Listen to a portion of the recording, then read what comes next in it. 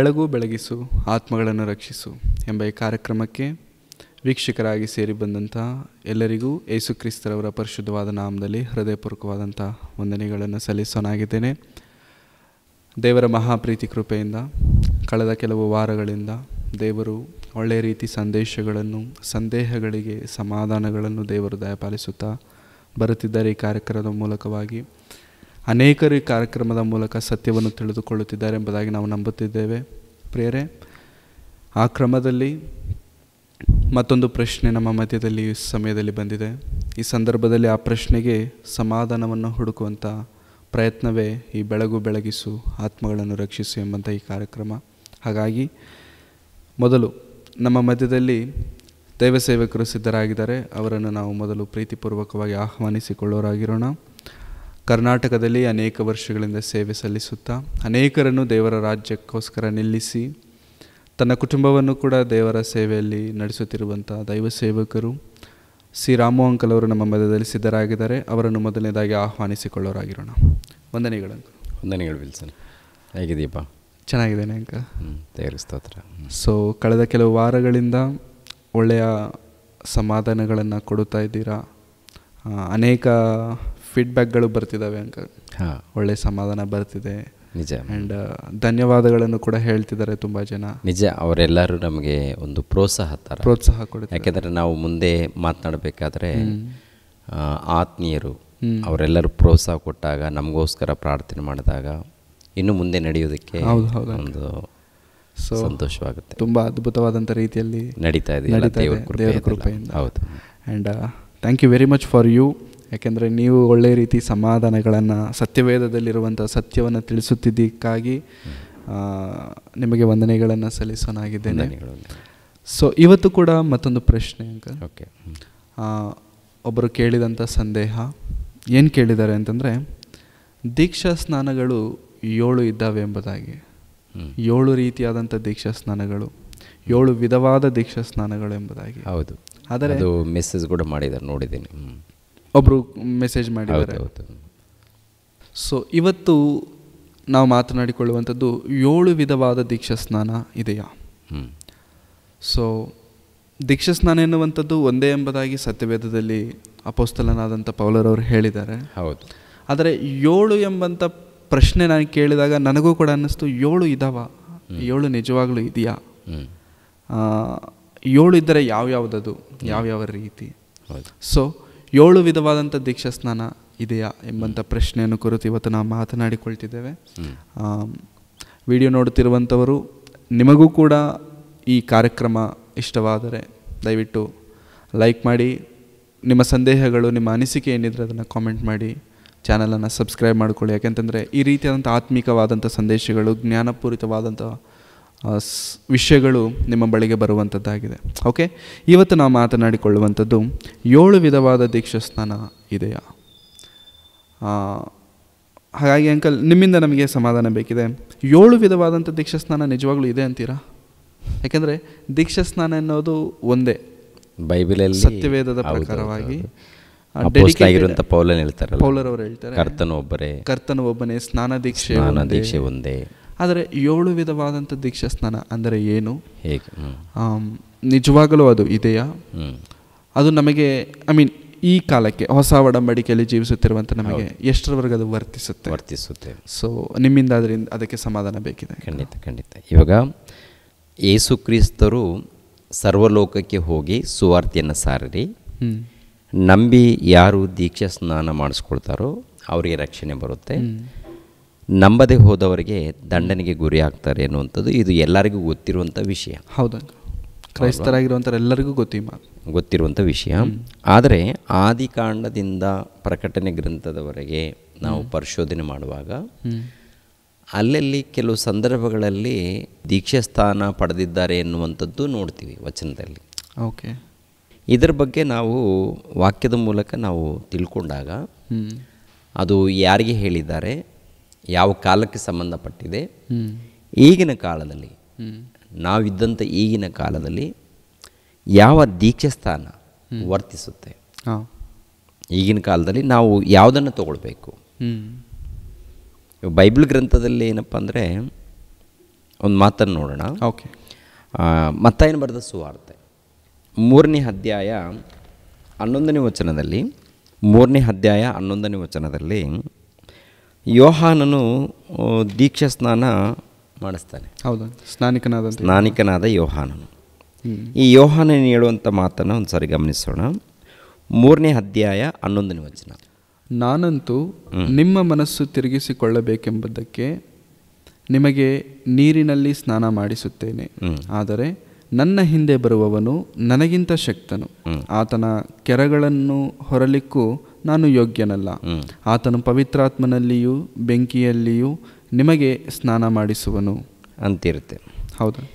ಅಂದರೆ ಇವಾಗ ಬೆಂಕಿಯಲ್ಲಿಯೂ ಪವಿತ್ರಾತ್ಮನಲ್ಲಿಯೂ ನಿಮಗೆ ಸ್ನಾನ ಮಾಡಿಸುವ ಆತನು ಒಬ್ಬರು ಬರ್ತಾರೆ. ನನಗಿಂತ ಶಕ್ತಿವಂತನು, ಮಹಾಶಕ್ತನು ಅಂತೇಳಿ ಯೇಸು ಕ್ರಿಸ್ತರನ್ನು ಕುರಿತು ಇವರು ಪರಿಚಯ ಮಾಡಿ. ಹೌದು, ಹೌದಲ್ವಾ? ಹೌದು. ಇಲ್ಲಿ ನೋಡುವಾಗ ಪವಿತ್ರಾತ್ಮನ ಮೂಲಕ, ಬೆಂಕಿ ಮೂಲಕ ದೀಕ್ಷಾಸ್ಥಾನ, ಅಂದರೆ 2 ದೀಕ್ಷಾಸ್ಥಾನ ಕಾಣ್ತಾ ಇದೆ. ಯೋಹಾನನು ಸ್ನಾನ ಮಾಡಿಸ್ತಾ ಇದ್ದಾನೆ. ಯಾರು? ನೀರಿನ ಮೂಲಕ. ಹೌದು, ನೀರಿನ ಮೂಲಕ ದೀಕ್ಷಾಸ್ನಾನ ಕೊಡುವಂಥದ್ದು ನೋಡ್ತಾ ಇದ್ದೀವಿ. ಹೌದಲ್ವಾ? ಅದೇ ಪ್ರಕಾರ ಈ ನೀರಿನ ಮೂಲಕ ದೀಕ್ಷಾಸ್ನಾನ ಎನ್ನುವಂಥದ್ದು ಯೇಸು ಕ್ರಿಸ್ತರು ಕೂಡ ತನ್ನ ಶಿಷ್ಯರ ಮೂಲಕ ಕೊಡಿಸಿದ್ದಾರೆ. ಎರಡನೇದಾಗಿ ಯೇಸು ಪ್ರಭು ಸಿಲುಬೆ ಮರಣ ಹೊಂದಿ ಸಮಾಧಿ ಮಾಡಲ್ಪಟ್ಟು 3ನೇ ದಿನದಲ್ಲಿ ಎದ್ದು ಬಂದ ಮೇಲೆ ಇವರು ಕೂಡ ತನ್ನ ಶಿಷ್ಯರಿಗೆ ಒಂದು ಆಜ್ಞೆ ಕೊಡಿದ್ದಾರೆ. ಸರ್ವಲೋಕಕ್ಕೆ ಹೋಗಿ ನೀವು ಸುವಾರ್ತೆಯನ್ನು ಸಾರಿರಿ, ಯಾರು ನಂಬುತ್ತಾರೋ ಅವರಿಗೆ ದೀಕ್ಷೆ ಸ್ನಾನ ಮಾಡಿಸಿ ಕೊಡಿ, ಅವರಿಗೆ ರಕ್ಷಣೆ ಬರುತ್ತೆ ಅಂತ ಹೇಳ್ತಾರೆ. ಹೌದು. ಇದು ಸರ್ವಲೋಕಕ್ಕೆ ಕೊಡುವಂಥ ಆಜ್ಞೆ ಇದು. ಆದರೆ ಮತ್ತಾಯನ ಬರೆದ ಸುವಾರ್ತೆಯಲ್ಲಿ 3:11 ಯೋಹಾನನು ಹೇಳ್ತಾರಲ್ಲ, ಹೌದು, ಪವಿತ್ರಾತ್ಮನ ಮೂಲಕ, ಬೆಂಕಿಯ ಮೂಲಕ ನಿಮಗೆ ದೀಕ್ಷೆ ಸ್ಥಾನ ಕೊಡ್ತಾರೆ ಅವರು, ಯಾರು? ಯೇಸು ಪ್ರಭು ಅಂತ ಹೇಳ್ತಾರಲ್ಲ. ಇದು ಯಾರಿಗೆ ಸಂಬಂಧಪಟ್ಟದ್ದು? ಇದು ಎಲ್ಲರಿಗೂ ಸಂಬಂಧಪಟ್ಟದ್ದ ಅಥವಾ ಕೆಲವರಿಗೆ ಮಾತ್ರ ಸಂಬಂಧಪಟ್ಟದ್ದ ಅಂತ ನೋಡುವಾಗ ಇದು 1ನೇ ಶತಮಾನದಲ್ಲಿ ಇದ್ದಂಥ ಅಪೋಸ್ತಲರಿಗೆ ಸಂಬಂಧಪಟ್ಟಂಥದ್ದು.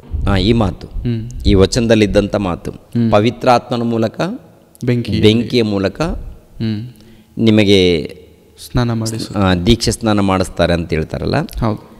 ಇದು ಪ್ರತ್ಯೇಕವಾಗಿ ಅವ್ರಿಗೆ ಸಂಬಂಧಪಟ್ಟದ್ದು. ಓಕೆ. ಯಾರಿಗೆ? ಅಪೋಸ್ತಲರಿಗೆ ಸಂಬಂಧಪಟ್ಟದ್ದು, ಅವ್ರಿಗೋಸ್ಕರ ಹೇಳಿರುವಂಥ ಮಾತದು. ಒಂದು ಸಾರಿ ಅದೇ ಅಪೋಸ್ತಲರ ಕೃತ್ಯಗಳು 1ನೇ ಅಧ್ಯಾಯ, ಅಪೋಸ್ತಲರ ಕೃತ್ಯಗಳು 1ನೇ ಅಧ್ಯಾಯ 5ನೇ ವಚನವನ್ನು ನೋಡೋಣ. ಅಪೋಸ್ತಲರ ಕೃತ್ಯಗಳು 1ನೇ ಅಧ್ಯಾಯ 5ನೇ ವಚನ. ಹೀಗಿರಲಾಗಿ ಆತನವರೊಂದಿಗೆ ಕೂಡಿದ್ದಾಗೆ ಅವರಿಗೆ, ಯೋಹಾನನಂತೂ ನೀರಿನಲ್ಲಿ ದೀಕ್ಷಾಸ್ನಾನ ಮಾಡಿಸಿದನು. ಹೌದು. ನಿಮಗಾದರೋ ಇನ್ನು ಸ್ವಲ್ಪ ದಿವಸಗಳೊಳಗಾಗಿ ಪವಿತ್ರಾತ್ಮದಲ್ಲಿ ಸ್ನಾನ ಮಾಡಿಸುವುದು. ಪವಿತ್ರಾತ್ಮದಲ್ಲಿ ನಿಮಗಾದರೋ ಇನ್ನು ಸ್ವಲ್ಪ ದಿನಗಳೊಳಗಾಗಿ ಪವಿತ್ರಾತ್ಮದಲ್ಲಿ ಸ್ನಾನವಾಗುವುದು. ಆದ ಕಾರಣ ನೀವು ಯೆರೂಸಲೇಮನ್ನು ಬಿಟ್ಟು ಹೋಗದೆ ತಂದೆ ಮಾಡಿದಂಥ, ನೀವು ನನ್ನಿಂದ ಕೇಳಿದಂಥ ವಾಗ್ದಾನಕ್ಕೆ ಕಾದುಕೊಂಡಿರ್ರಿ ಎಂದು ಅಪ್ಪಣೆ ಕೊಟ್ಟನು. ಸಾಕು. ಇಲ್ಲಿ ಯೋಹಾನನು ಒಂದು ಮಾತು ನೆನಪು ಮಾಡ್ತಾರಲ್ಲ, ಅದನ್ನೇ ಯೇಸು ಪ್ರಭು ನೆನಪು ಮಾಡ್ತಾ ಇದ್ದಾರೆ. ಮತ್ತೆ ಇಲ್ಲಿ ಉಪಯೋಗಿಸ್ತಿದ್ದಾರೆ, ಇಲ್ಲಿ ರಿಪೀಟ್ ಆಗಿ. ಅಂದರೆ ಯೋಹಾನನು ನೀರಿನಲ್ಲಿ ದೀಕ್ಷೆ ಸ್ನಾನ ಕೊಟ್ಟಿದ್ದಾರೆ. ಸ್ವಲ್ಪ ದಿನಗಳೊಳಗೆ ಪವಿತ್ರಾತ್ಮನ ಮೂಲಕ ನಿಮ್ಗೆ ಏನಾಗುತ್ತೆ? ಸ್ನಾನ ಆಗುತ್ತೆ ಅಂತ ಹೇಳ್ತಾರೆ. ಪವಿತ್ರಾತ್ಮನ ಮೂಲಕ ಏನಾಗುತ್ತೆ? ದೀಕ್ಷೆ ಸ್ನಾನ ಆಗುತ್ತೆ. ಅದಕ್ಕೆ ಅದ್ರಗೋಸ್ಕರ ನೀವು ಕಾದುಕೊಂಡಿರಿ. ದೇವರು ವಾಗ್ದಾನ ಮಾಡಿದ್ದಾರೆ. ದೇವರು ವಾಗ್ದಾನ ಮಾಡಿದ್ದು ಅದೇ ರೀತಿಯಲ್ಲಿ ನನ್ನಿಂದ ನೀವು ಕೇಳಿರುವಂಥ ವಾಗ್ದಾನವನ್ನು ಸ್ವಲ್ಪ ದಿನಗಳೊಳಗೆ ನೆರವೇರುವ ತನಕ ಇಲ್ಲಿ ಕಾದುಕೊಂಡಿರಿ ಅಂತೇಳಿ ಯೇಸು ಪ್ರಭು ತನ್ನ ಶಿಷ್ಯರಿಗೆ ಹೇಳುವಂಥ ಮಾತು. ಹೌದು. ಅಂದರೆ ಇದು ನೆರವೇರುತ್ತಾ ಇಲ್ವಂತ ನೋಡುವಾಗ ಯೇಸು ಪ್ರಭು ಪರಲೋಕಕ್ಕೆ ಹೋದ ಮೇಲೆ ಅವರ ಮಧ್ಯದಲ್ಲಿ ಪವಿತ್ರಾತ್ಮನ ಇಳಿತಾನೆ. ಹೌದು. ಪವಿತ್ರಾತ್ಮನು ಅವ್ರ ಮಧ್ಯದಲ್ಲಿ ಇಳಿಯುವಂಥದ್ದು, ಅವರೊಳಗೆ ಸೇರುವಂಥದ್ದು. ಅದು ಪವಿತ್ರಾತ್ಮನ ಮೂಲಕ ಸ್ನಾನ ಅಂತ ಹೇಳಿದ್ದಾರೆ. ಹಾಗಂತ ನೀರಿನಲ್ಲಿ ಮುಳುಗಿಸ್ತಾರಂತಲ್ಲ, ಪವಿತ್ರಾತ್ಮನ ಮೂಲಕ ಮುಳುಗಿಸುವಂಥದ್ದು. ಅಂದರೆ ಪವಿತ್ರಾತ್ಮನು ಅವರಲ್ಲಿ ಸೇರುವಂಥದ್ದು. ಓಕೆ. ಅವರ ಮೇಲೆ ಬರುವಂಥದ್ದು. ಇದು ಪವಿತ್ರಾತ್ಮನ ಮೂಲಕ. ಯೋಹಾನನ್ ಹೇಳಿದಾನಲ್ಲ, ಪವಿತ್ರಾತ್ಮನಲ್ಲಿಯೂ ಬೆಂಕಿಯಲ್ಲಿಯೂ ನಿಮಗೆ ದೀಕ್ಷಾಸ್ಥಾನ ಕೊಡ್ತಾರೆ. ಯಾರು? ಯೇಸು ಪ್ರಭು. ಒಂದು ಪವಿತ್ರಾತ್ಮನ ಮೂಲಕ. ಎರಡನೇದು ಬೆಂಕಿ ಮೂಲಕ. ಅಂದರೆ ಬೆಂಕಿ ಮೂಲಕ ನಿಮಗೆ ದೀಕ್ಷಾಸ್ಥಾನ ಮಾಡಿಸ್ತಾರಂತ ಹೇಳ್ತಾರೆ. ಇದು ತುಂಬ ಜನ ಏನಂತ್ಕೊಳ್ತಾರೆ ಅಂದರೆ, ನರಕದಲ್ಲಿ ಹಾಕಿ ಸುಡ್ತಾರೆ, ಅದು ಬೆಂಕಿಯ ದೀಕ್ಷಾಸ್ಥಾನ ಅಂತೇಳಿ ಇನ್ನೂ ಕೆಲವರು ಹೀಗೆ ಅಂದ್ಕೊಳ್ತಾರೆ. ಓಕೆ. ಯಾಕೆಂದರೆ ನಮ್ಮ ಸಮಾಜದಲ್ಲಿ ಒಬ್ಬೊಬ್ಬರು ಒಂದೊಂದು ವಚನವನ್ನು ಒಂದೊಂದು ರೀತಿಯಲ್ಲಿ ಮಾತಾಡ್ಕೊಳ್ತಾ ಇರ್ತಾರೆ. ಅದು ಹಾಗಲ್ಲ. ಪವಿತ್ರಾತ್ಮನ ಮೂಲಕ ಬೆಂಕಿಯ ಮೂಲಕ ದೀಕ್ಷಾಸ್ಥಾನ ಅಂತಂದರೆ ಇದು ಅಪೋಸ್ತಲರಿಗೆ ಕೊಟ್ಟಂಥ ಒಂದು ಪ್ರವಾದನೆ, ಒಂದು ವಾಗ್ದಾನ ಅವರ ಕಾಲದಲ್ಲಿ ನೆರವೇರಿದೆ. ಓಕೆ. ಪವಿತ್ರಾತ್ಮನ ಮೂಲಕ ಬೆಂಕಿ. ಎರಡನೇದಾಗಿ ಬೆಂಕಿ ಮೂಲಕ. ಬೆಂಕಿ ಮೂಲಕ ಅಂದರೆ ಏನು? ಬೆಂಕಿ ಮೂಲಕ ಅಂತಂದರೆ ಅವ್ರ ಮಧ್ಯದಲ್ಲಿ ಬೆಂಕಿ ಇಳಿದಿದೆಯಾ? ಇವಾಗ ಅಪೋಸ್ತಲರ ಕೃತ್ಯಗಳು 2ನೇ ಅಧ್ಯಾಯ 1ನೇ ವಚನದಿಂದ ನಾವು ನೋಡುವಾಗ, ಪಂಚಾಶತಮ ದಿನದ ಹಬ್ಬವು ಬಂದಿರಲಾಗಿ ಅವರೆಲ್ಲರೂ ಏಕ ಮನಸ್ಸಿನಿಂದ ಒಂದೇ ಸ್ಥಳದಲ್ಲಿ ಕೂಡಿದ್ದರು. ಆಗ ಬಿರುಗಾಳಿ ಬೀಸುತ್ತದೋ ಎಂಬಂತೆ ಪಕ್ಕನೆ ಆಕಾಶದೊಳಗಿಂದ ಒಂದು ಶಬ್ದ ಉಂಟಾಗಿ ಅವರು ಕೂತಿದ್ದ ಮನೆಯಲ್ಲೆಲ್ಲ ತುಂಬಿಕೊಂಡಿತ್ತು. ಅದಲ್ಲದೆ ಉರಿಯಂತಿದ್ದ ನಾಲಿಗೆಗಳು ವಿಂಗಡಿಸಿಕೊಳ್ಳುವ ಹಾಗೆ ಅವರಿಗೆ ಕಾಣಿಸಿ ಅವರಲ್ಲಿ ಒಬ್ಬೊಬ್ಬರ ಮೇಲೆ ಒಂದೊಂದಾಗಿ ಕೂತುಕೊಂಡವು. ಆಗ ಅವರೆಲ್ಲರೂ ಪವಿತ್ರಾತ್ಮ ಭರಿತರಾಗಿ ಆ ಆತ್ಮ ತಮಗೆ ನುಡಿಯುವ ಶಕ್ತಿಯನ್ನು ಕೊಡುವ ಪ್ರಕಾರ ಬೇರೆ ಬೇರೆ ಭಾಷೆಗಳಿಂದ ಮಾತನಾಡುವುದಕ್ಕೆ ಪ್ರಾರಂಭಿಸಿದರು ಅಂತ ಇರುತ್ತೆ. ಅಂದರೆ ಇಲ್ಲಿ ಪವಿತ್ರಾತ್ಮನ ಮೂಲಕ ಒಂದು ದೀಕ್ಷಾಸ್ಥಾನ, ಎರಡನೇದಾಗಿ ಬೆಂಕಿ ಮೂಲಕ. ಓಕೆ. ಬೆಂಕಿ ಮೂಲಕ ಅಂದರೆ ಹಳೆ ಒಡಂಬಡಿಕೆಯಲ್ಲಿ ಯೆರೆಮೀಯ ಗ್ರಂಥ 23ನೇ ಅಧ್ಯಾಯ 29ನೇ ವಚನದಲ್ಲಿ ಒಂದು ಮಾತಿರುತ್ತೆ. ಅದನ್ನು ಕೂಡ ಒಂದು ಸಾರಿ ಈ ಸಂದರ್ಭದಲ್ಲಿ ನೋಡೋಣ. ಓಕೆ. 23 ಯೆರೆಮೀಯ ಗ್ರಂಥ 23ನೇ ಅಧ್ಯಾಯ 29ನೇ ವಚನ ನೋಡಪ್ಪ. ಹೊಟ್ಟೆಲ್ಲಿ ಕಾಲಲ್ಲಿ ನನ್ನ ವಾಕ್ಯವು ಬೆಂಕಿಗೂ ಬಂಡೆಯನ್ನು ಒಡೆದು ಬಿಡುವ ಚಮಟಿಗೆಗೂ ಸಮಾನವಾಗಿದೆಯಲ್ಲ. ನೋಡ್ದ, ನನ್ನ ವಾಕ್ಯವು ಬೆಂಕಿಗೂ ಬಂಡೆಯನ್ನು ಒಡೆದು ಬಿಡುವ ಚಮಟೆಗೂ ಸಮಾನವಾಗಿದೆಯಲ್ಲ. ನನ್ನ ವಾಕ್ಯಗಳು ಬೆಂಕಿ, ದೇವರ ವಾಕ್ಯ ಬೆಂಕಿ. ಇವಾಗ ಯೋಹಾನ ಹೇಳ್ತಾರಲ್ಲ, ಪವಿತ್ರಾತ್ಮನ ಮೂಲಕ ಬೆಂಕಿ ಮೂಲಕ ನಿಮಗೆ ದೀಕ್ಷಾಸ್ಥಾನ ಕೊಡ್ತಾರಂತಂದರೆ, ಪವಿತ್ರಾತ್ಮನಂದರೆ ದೇವರ ಆತ್ಮನು. ಓಕೆ. ದೇವರ ಮಗನಾದ ಆತ್ಮನು. ಬೆಂಕಿ ಮೂಲಕ ಅಂದರೆ ದೇವರ ವಾಕ್ಯ. ಓಕೆ. ಬೆಂಕಿ ಮೂಲಕ ದೀಕ್ಷಾಸ್ಥಾನ ಆಗುತ್ತಂದರೆ ದೇವರ ವಾಕ್ಯದ ಮೂಲಕ ಅವರನ್ನು ತುಂಬಿಸುವಂಥದ್ದು. ಯಾರನ್ನ? ಅಪೊಸ್ತಲರನ್ನು. ದೇವರ ವಾಕ್ಯದ ಮೂಲಕ. ಅದಕ್ಕೆ ಯೋಹಾನನ್ ಹೇಳಿರೋ ಪ್ರಕಾರ ಈ ಒಂದು ವಾಗ್ದಾನ ಅಪೊಸ್ತಲರ ಮಧ್ಯದಲ್ಲಿ ನೆರವೇರುತ್ತೆ. ಪವಿತ್ರಾತ್ಮನಲ್ಲಿಯೂ ಬೆಂಕಿಯಲ್ಲಿಯೂ. ಓಕೆ. ಇದು ಪ್ರತ್ಯೇಕವಾಗಿ ಇದು ಅವ್ರಿಗೋಸ್ಕರ ಹೇಳಲ್ಪಟ್ಟಂಥ ಒಂದು ದೀಕ್ಷಾಸ್ಥಾನ. ಓಕೆ. ಇದು ಎಲ್ಲರಿಗೂ ವರ್ತಿಸ್ತಲ್ಲ ಇದು. ಓಕೆ. ಇವಾಗ ನಮ್ಮ ಕಾಲದಲ್ಲಿ ಯಾವ ದೀಕ್ಷಾಸ್ಥಾನ ಇದೆ ಅನ್ನುವಂಥದ್ದು ಕೂಡ ನಾವು ನೋಡೋಣ. ಇವಾಗ ಯೇಸು ಪ್ರಭು ಸರ್ವಲೋಕಕ್ಕೆ ಹೋಗಿ ಸುವಾರ್ತೆ ಸಾರಿರಿ, ಯಾರು ನಂಬಿ ದೀಕ್ಷಾಸ್ಥಾನ ಪಡ್ಕೊಳ್ತಾರೋ ಅವ್ರ ರಕ್ಷಣೆ ಆಗುತ್ತೆ ಅನ್ನೋದು ಒಂದು ದೀಕ್ಷಾಸ್ಥಾನ. ಓಕೆ. ಇದು ಟೋಟಲ್ ಲೋಕದಲ್ಲಿದ್ದಂಥ ಎಲ್ಲರಿಗೂ ವರ್ತಿಸುತ್ತೆ, ಎಲ್ಲರಿಗೂ ಅನ್ವಯಿಸುತ್ತೆ. ಮತ್ತೇನು ಬರೆದ ಸುವಾರ್ತೆ 3ನೇ ಅಧ್ಯಾಯ 11ನೇ ವಚನದಲ್ಲಿ ಇದೆಯಲ್ಲ, ಯೋಹಾನ್ ಹೇಳಿದಾರಲ್ಲ, ಅಲ್ಲಿ 2 ದೀಕ್ಷಾಸ್ಥಾನ ಕಾಣ್ತಾ ಇದೆ. ಪವಿತ್ರಾತ್ಮನ ಮೂಲಕ ಒಂದು, ಬೆಂಕಿ ಮೂಲಕ ಒಂದು. ಇದು ಯಾರಿಗೆ ವರ್ತಿಸುತ್ತೆ ಅಂದರೆ ಅಪೊಸ್ತಲರಿಗೆ ಪ್ರತ್ಯೇಕವಾಗಿ ಕೊಟ್ಟಂಥ ವಾಗ್ದಾನ. ಓಕೆ. ಅದು ಎಲ್ಲರಿಗೂ ಎಲ್ಲರಿಗೂ ಅಲ್ಲ, ಅದು ಎಲ್ಲರಿಗೆಲ್ಲ. ಎಷ್ಟು ದೀಕ್ಷಾಸ್ಥಾನ ಕಾಣ್ತೀವಿ ನಾವು? ಒಂದು ಸರ್ವಲೋಕಕ್ಕೆ ಹೋಗಿ ಸುವಾರ್ತೆ ಸಾರಿ ಅಂತ ಅದು ಒಂದು. ಎರಡನೇದಾಗಿ ಇಲ್ಲಿ 2 ಕಾಣ್ತೀವಿ, ಪವಿತ್ರಾತ್ಮ ಮೂಲಕ ಒಂದು, ಬೆಂಕಿ ಮೂಲಕ. ಒಟ್ಟಿನಲ್ಲಿ 3 ಮುಗೀತು. 3 ದೀಕ್ಷಾಸ್ಥಾನ ನಮಗೆ ಕಾಣುತ್ತೆ. ಇನ್ನು 4 ದೀಕ್ಷಾಸ್ಥಾನ ಅಂತಂದರೆ ಯಾವ ರೀತಿ ಇರುತ್ತೆ ಒಂದು ಸರಿ ನೋಡೋಣ. ಮತ್ತೊಂದು ವಚನವನ್ನು ನಾವು ಗಮನಿಸೋಣ. ಲೂಕನ್ ಬರೆದ ಸುವಾರ್ತೆ 12ನೇ ಅಧ್ಯಾಯ. ಲೂಕನ್ ಬರೆದ ಸುವಾರ್ತೆ 12ನೇ ಅಧ್ಯಾಯ 50ನೇ ವಚನವನ್ನು ನೋಡೋಣ. 49-50. ಓಕೆ. ನಾನು ಬೆಂಕಿಯನ್ನು ಭೂಮಿಯ ಮೇಲೆ ಹಾಕಬೇಕೆಂದು ಬಂದೆನು, ಅದು ಇಷ್ಟರೊಳಗೆ ಹತ್ತಿಕೊಂಡಿದ್ದರೆ ನನಗೆ ಎಷ್ಟೋ ಸಂತೋಷ. ಹೌದು.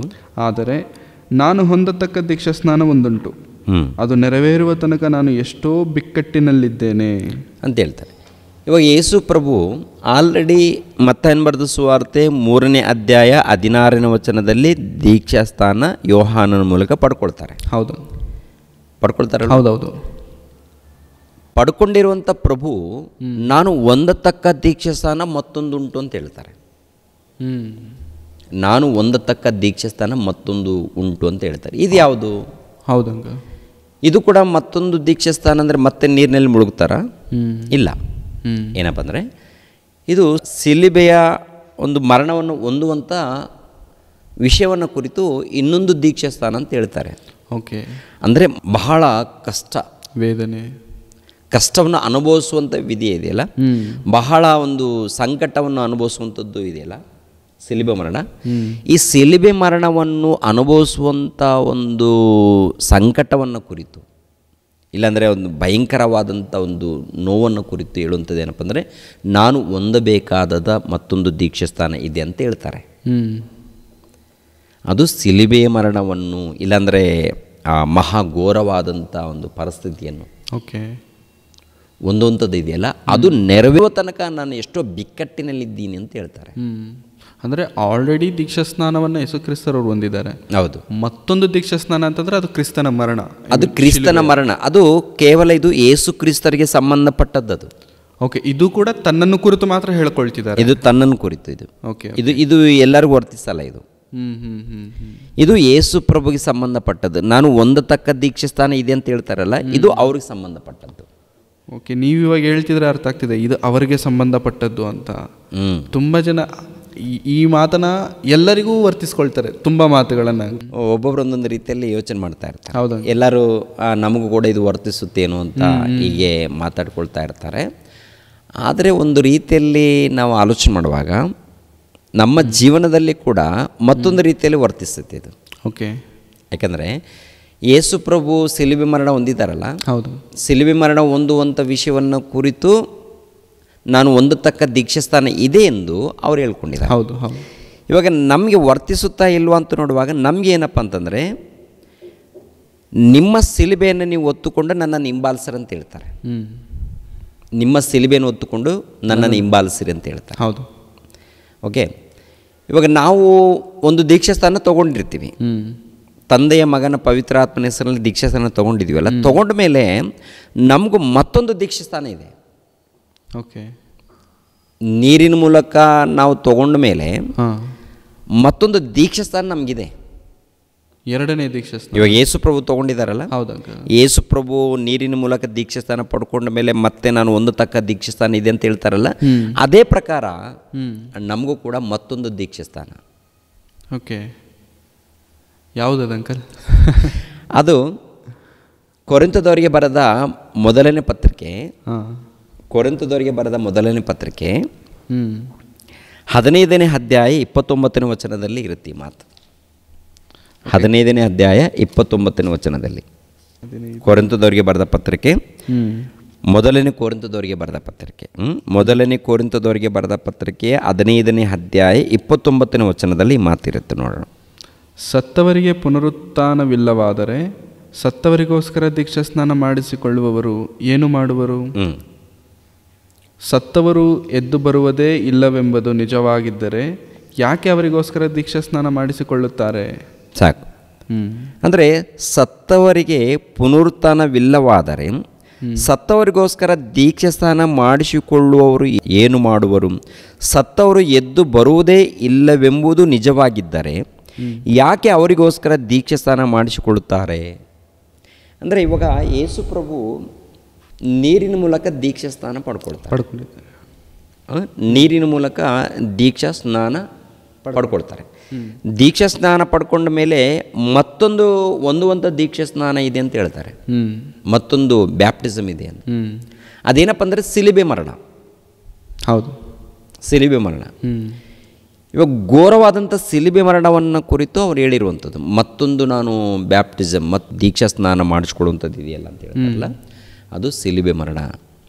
ಅದು ಒಂದೋದ್ರೆ ಲೋಕಕ್ಕೆ ರಕ್ಷಣೆ ಇಲ್ಲ. ಲೋಕದಲ್ಲಿದ್ದಂಥ ಸರ್ವ ಮಾನವರಿಗೆ ರಕ್ಷಣೆ ಬೇಕು, ವಿಮೋಚನೆ ಬೇಕು, ಮೋಕ್ಷ ಸಿಗಬೇಕು, ನಿತ್ಯ ಜೀವ ಸಿಗಬೇಕಂದ್ರೆ ಅವ್ರು ಖಂಡಿತವಾಗಿ ಅದನ್ನು ಅನುಭವಿಸ್ಬೇಕಾಗತ್ತೆ, ಅದನ್ನು ಅನುಭವಿಸ್ಬೇಕಾಗತ್ತೆ. ಓಕೆ, ಅದು ಎರಡನೇ ದೀಕ್ಷಾಸ್ನಾನ, ಅದು ಅವರಿಗೆ ಸಂಬಂಧಪಟ್ಟದ್ದು. ಇವಾಗ ನಮಗೇನಾದರೂ ಅಂಥದ್ದೇನಾದರೂ ಇದೆಯಾ ಅಂತ ನೋಡುವಾಗ ಇಲ್ಲಿ ನೋಡ್ತಾ ಇದ್ದೀವಿ. ಕೊರಿಂಥದವರಿಗೆ ಬರೆದ ಮೊದಲನೇ ಪತ್ರಿಕೆ 15ನೇ ಅಧ್ಯಾಯ 29ನೇ ವಚನದಲ್ಲಿ ನಾವು ನೋಡಿದ್ದೀವಿ, ಹೌದಲ್ವಾ? ಇಲ್ಲೇನಪ್ಪ ಅಂದರೆ ಸತ್ತವ್ರಿಗೋಸ್ಕರ ನಾವು ಪುನರುತ್ಥಾನ ಅವ್ರ ಕಾಲದಲ್ಲಿ ಏನಪ್ಪ ಅಂತಂದರೆ ಸತ್ತವರಿಗೆ ಪುನರುತ್ಥಾನವಿಲ್ಲವಾದರೆ ಸತ್ತವರಿಗೋಸ್ಕರ ದೀಕ್ಷಾ ಸ್ನಾನ ಮಾಡಿಸಿಕೊಳ್ಳುವವರು ಏನು ಮಾಡುವರು? ಸತ್ತವರು ಎದ್ದು ಬರುವುದೇ ಇಲ್ಲವೆಂಬುದು ನಿಜವಾಗಿದ್ದರೆ ಯಾಕೆ ಅವರಿಗೋಸ್ಕರ ದೀಕ್ಷಾ ಸ್ನಾನ ಮಾಡಿಸ್ಕೊಳ್ಬೇಕು ಅಂತ ಈ ಮಾತಿದೆಯಲ್ಲ, ಈ ಮಾತನ್ನು ತುಂಬ ಜನ ತಪ್ಪಾಗಿ ಅರ್ಥ ಮಾಡಿಕೊಂಡಿದ್ದಾರೆ.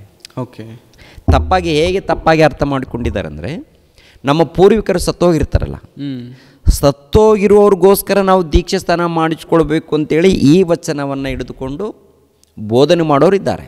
ಓಕೆ, ಅವರು ಪರಲೋಕಕ್ಕೆ ಹೋಗ್ಬೇಕಂದ್ರೆ ನೀವು ದೀಕ್ಷಾ ಸ್ನಾನ ತಗೊಳ್ಳಿ ಅಂತನಾ?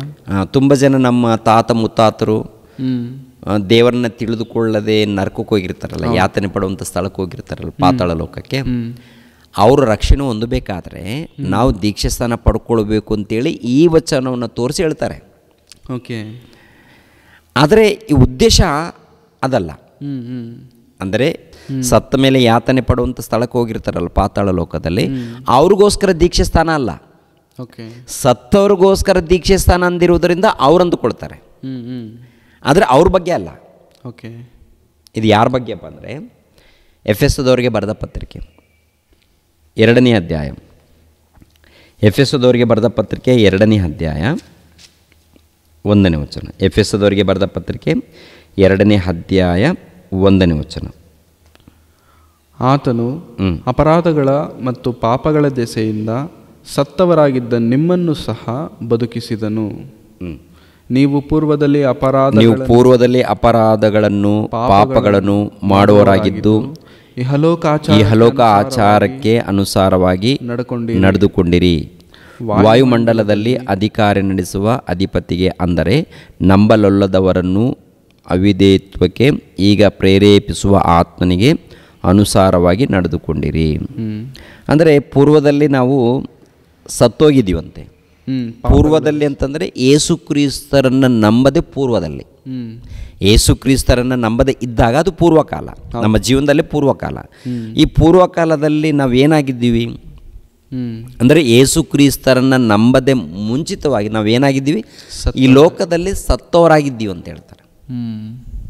ಈ ಲೋಕದಲ್ಲಿ ಬದುಕಿದ್ದರೂ ಕೂಡ ದೇವರ ದೃಷ್ಟಿಯಲ್ಲಿ ಏನಾಗಿದ್ದೀವಿ? ಸತ್ತವರಾಗಿದ್ದೀವಿ. ಪಾಪಗಳ ದೆಸೆಯಿಂದ, ಪಾಪದಲ್ಲಿ ಅಪರಾಧ ದೆಸೆಯಿಂದ. ಇವಾಗ ಕೊರಿಂಥದವರಿಗೆ ಬರೆದ ಮೊದಲನೇ ಪತ್ರಿಕೆ 15ನೇ ಅಧ್ಯಾಯ 29ನೇ ವಚನದಲ್ಲಿ ನೋಡಿದೀವಲ್ವಾ, ಸತ್ತವ್ರಿಗೋಸ್ಕರ ದೀಕ್ಷೆ ಸ್ಥಾನ ಅಂತಂದರೆ ಬದುಕಿರುವಂಥ ನಾವು ದೇವರ ದೃಷ್ಟಿಯಲ್ಲಿ ಸತ್ತವರಾಗಿರುವಂಥ ನಮಗೋಸ್ಕರ ಅವರು ದೀಕ್ಷಾ ಸ್ಥಾನ ಪಡ್ಕೊಂಡಿದ್ದಾರಂತೆ. ದೀಕ್ಷಾ ಸ್ಥಾನ ಪಡ್ಕೊಂಡಿದ್ದಾರಂದರೆ ಮತ್ತೊಂದು ಸಾರಿ ನೀರಿನಲ್ಲಿ ಮುಳುಗಿದ್ದಾರಂತಲ್ಲ. ಓಕೆ, ಇವಾಗ ಯೇಸು ಕ್ರಿಸ್ತರು ಸಿಲಿಬೆ ಮರಣ ಹೊಂದೋದಕ್ಕೋಸ್ಕರ ನಾನು ಹೊಂದತಕ್ಕ ದೀಕ್ಷಾ ಸ್ಥಾನ ಇದೆ ಅಂತ ಹೇಳ್ತಾರಲ್ಲ, ಹೌದಂಗ ಹೇಳ್ತಾರಲ್ಲ. ಅದೇ ಥರ ನಾವು ಕೂಡ ನಮ್ಮ ಸಹೋದರರಿದ್ದಾರಲ್ಲ, ಯೇಸು ಕ್ರಿಸ್ತರ ನಂಬದೇ ಇದ್ದಂಥ ಇವರೆಲ್ಲರೂ ಎಲ್ಲಿದ್ದಾರೆ? ಅಂಧಕಾರದಲ್ಲಿದ್ದಾರೆ. ದೇವರ ದೃಷ್ಟಿಯಲ್ಲಿ ಏನಾಗಿದ್ದಾರೆ? ಸತ್ತವರಾಗಿರುವಂಥ ಅವ್ರಿಗೋಸ್ಕರ ನಾವೇನು ಮಾಡಬೇಕು?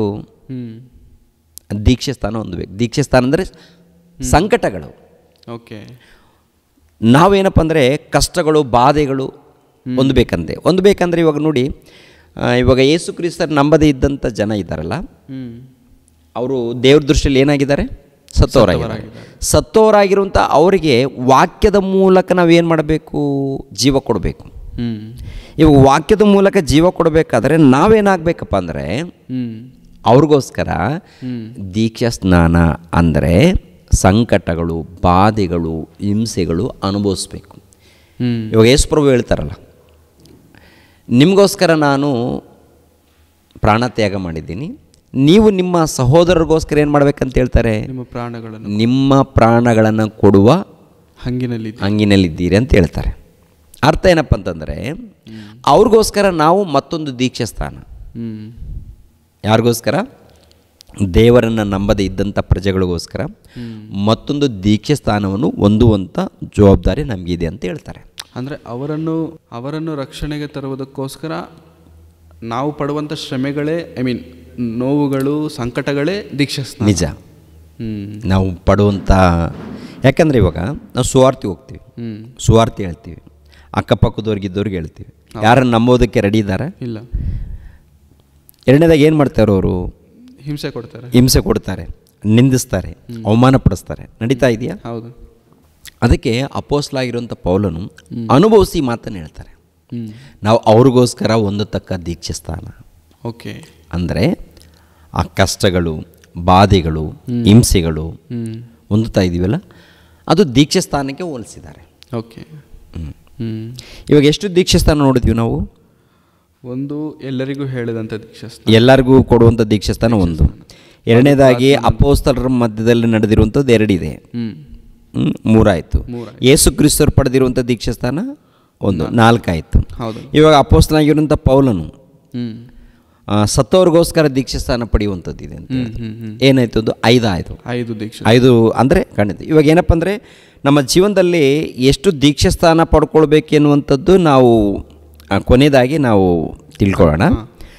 ಇನ್ನು 2 ಎಲ್ಲಿ ಕಾಣ್ತಾ ಇದೆಯಪ್ಪ ಅಂತ ನೋಡುವಾಗ, ನೋಹನನ್ನು ನಾವೆ ಕಟ್ಟಿ ನಾವೆಯಿಂದ ಸುಮಾರು 8 ಜನ ಅಲ್ಲಿ ರಕ್ಷಣೆ ಹೊಂದುತ್ತಾರೆ.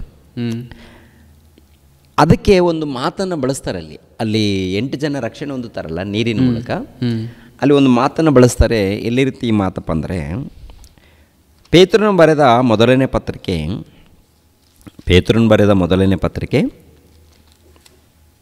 3ನೇ ಅಧ್ಯಾಯ.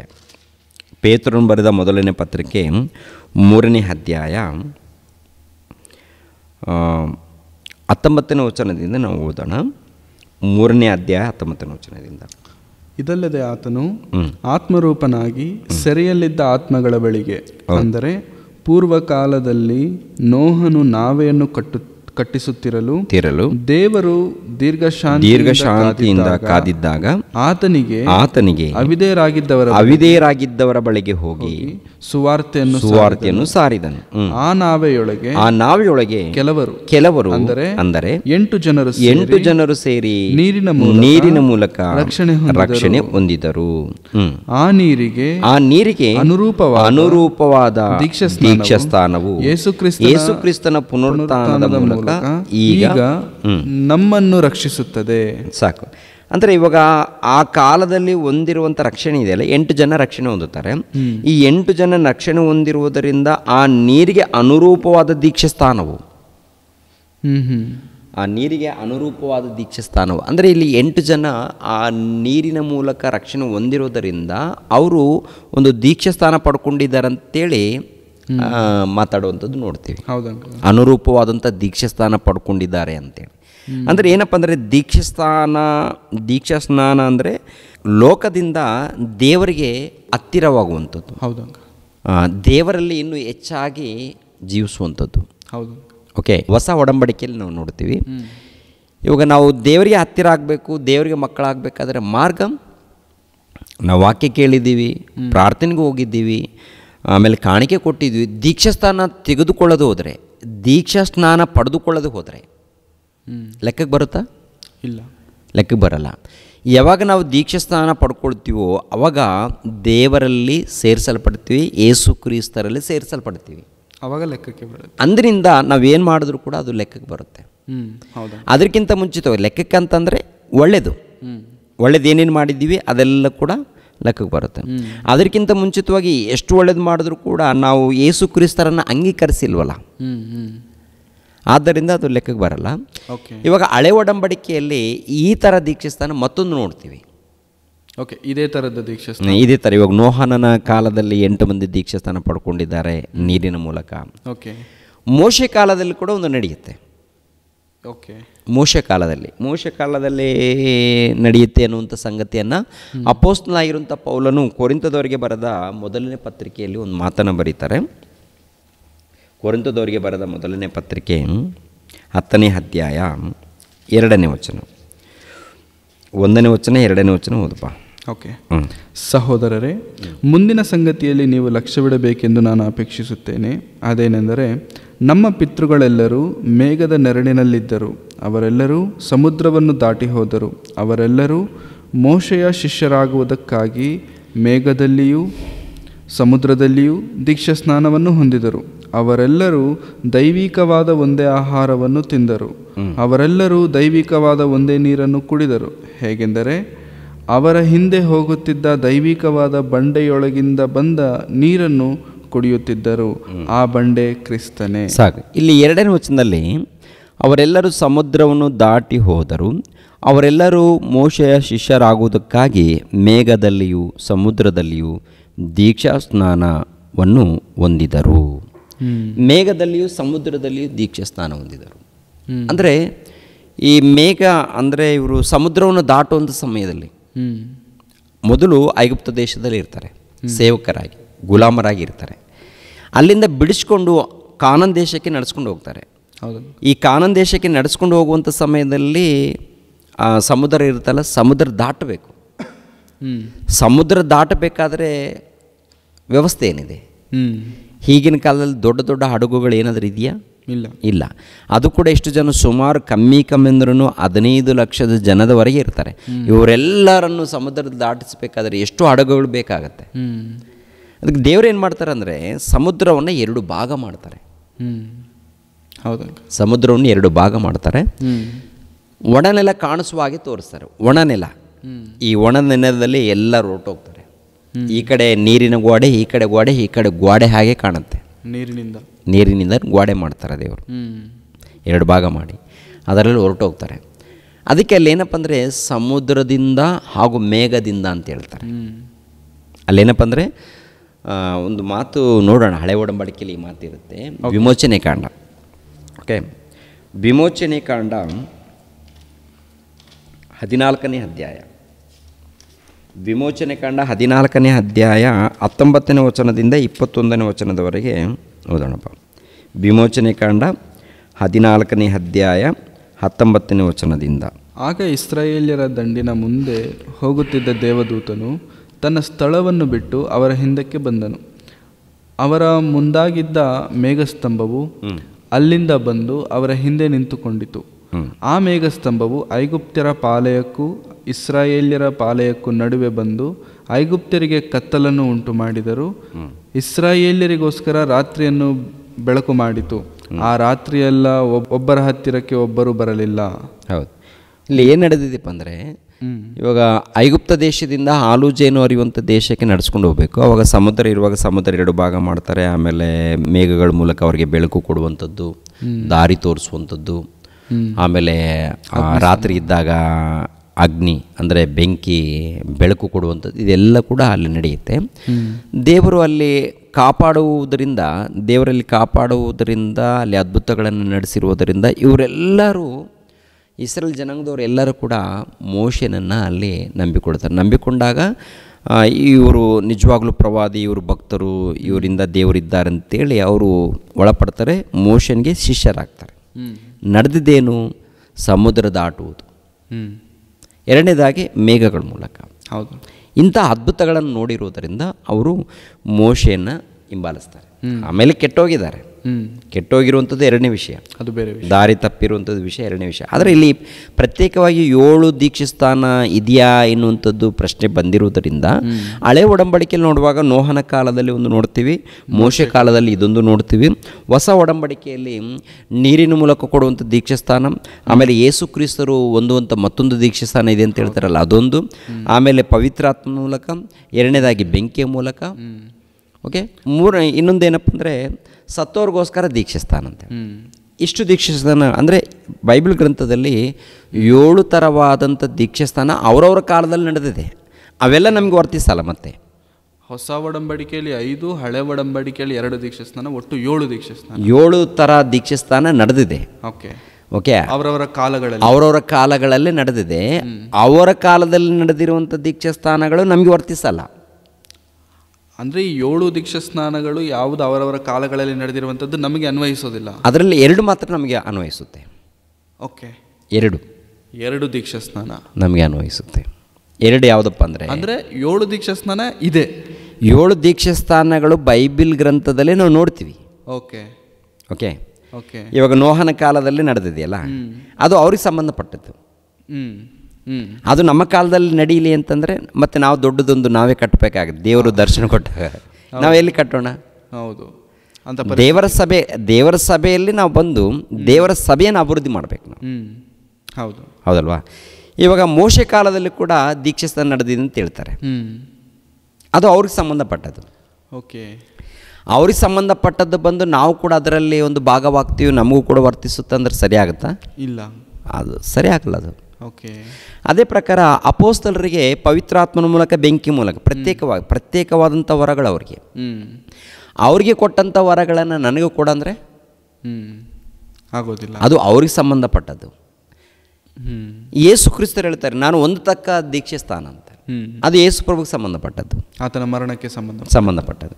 ಇವಾಗ ನಾವು ದೀಕ್ಷೆ ಸ್ಥಾನ ಪಡ್ಕೊಳ್ಬೇಕು. ಮೊಟ್ಟ ಮೊದಲೇನು, ನಾವು ದೇವರನ್ನು ನಂಬಿದ್ದೀವಿ ಅನ್ನೋದಕ್ಕೆ ರುಜು.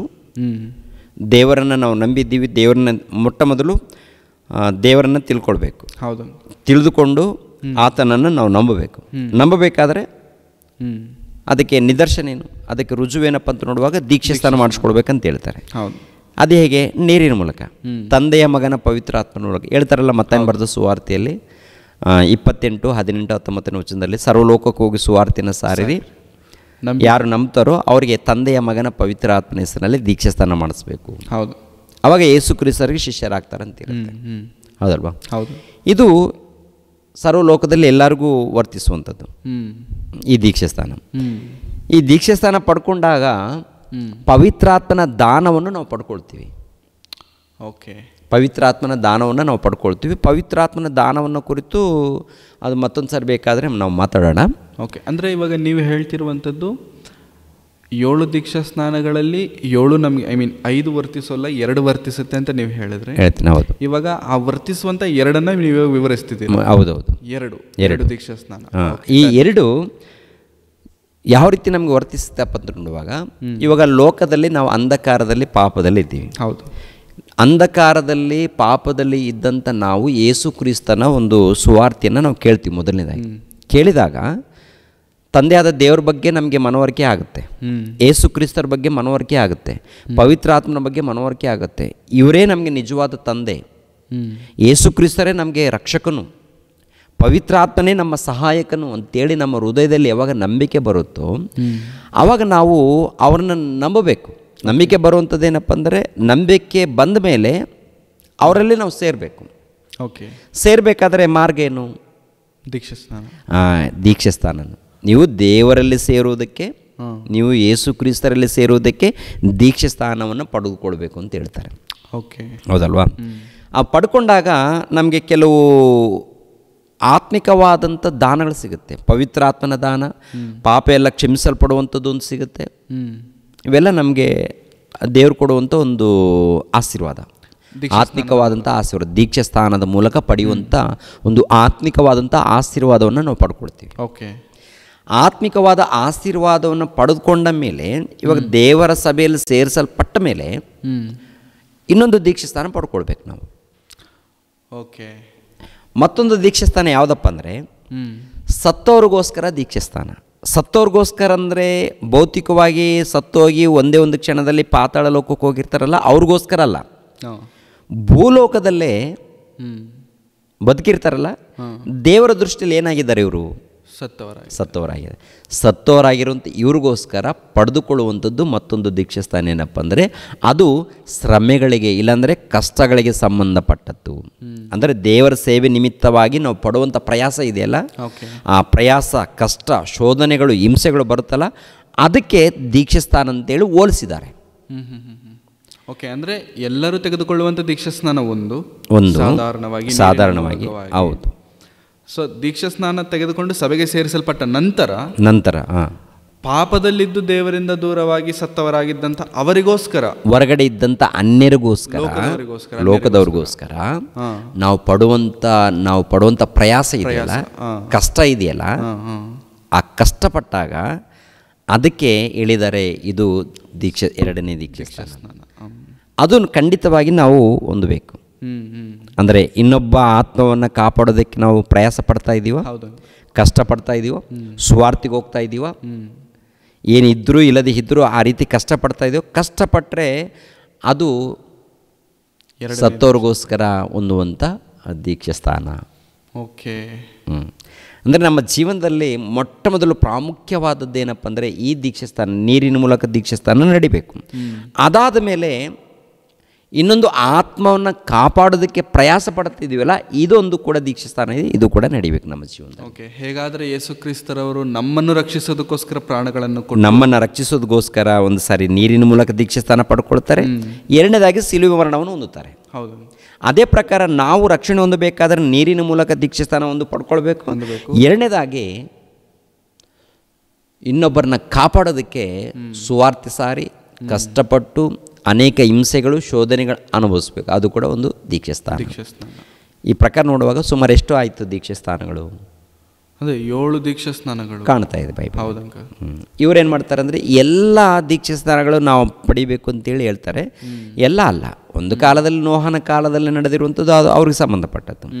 ಎರಡನೇದಾಗಿ ಮೋಶೆ ಕಾಲದಲ್ಲಿ ನಡೆದಿರುವಂಥದ್ದು ಅದು ಅವ್ರಿಗೆ ಸಂಬಂಧಪಟ್ಟದ್ದು. ಮೂರನೇದಾಗಿ ಅಪೋಸ್ತಲರಿಗೆ ಸಂಬಂಧಪಟ್ಟಂಥದ್ದು ಒಂದೆರಡು ದೀಕ್ಷಾಸ್ಥಾನ ಅವ್ರ ಕಾಲದಲ್ಲಿ ನಡೆದಿದೆ. ಯೇಸು ಕ್ರಿಸ್ತರಿಗೆ ಸಂಬಂಧಪಟ್ಟದ್ದು ಒಂದಿದೆ, ಅದು ಅವ್ರ ಕಾಲದಲ್ಲಿ ನಡೆದೋಗುತ್ತೆ. ನಮಗೇನಪ್ಪ ಅಂದರೆ ಕೊನೆಯದಾಗಿ ನಾವು ದೇವರನ್ನು ನಂಬಿಕೊಂಡ ಮೇಲೆ ನೀರಿನ ಮೂಲಕ ಪಡೆದುಕೊಳ್ಳುವಂಥ ಒಂದು ದೀಕ್ಷಾಸ್ಥಾನ. ಆಮೇಲೆ ದೇವರ ಜ್ಞಾನದಲ್ಲಿ ಅಭಿವೃದ್ಧಿಯಾಗುತ್ತಾ ಇನ್ನೊಬ್ಬರನ್ನು ಕಾಪಾಡೋದಕ್ಕೆ ನಾವು ಪ್ರಯಾಸ ಪಡ್ತೀವಲ್ಲ, ಅದೊಂದು ದೀಕ್ಷಾಸ್ಥಾನ.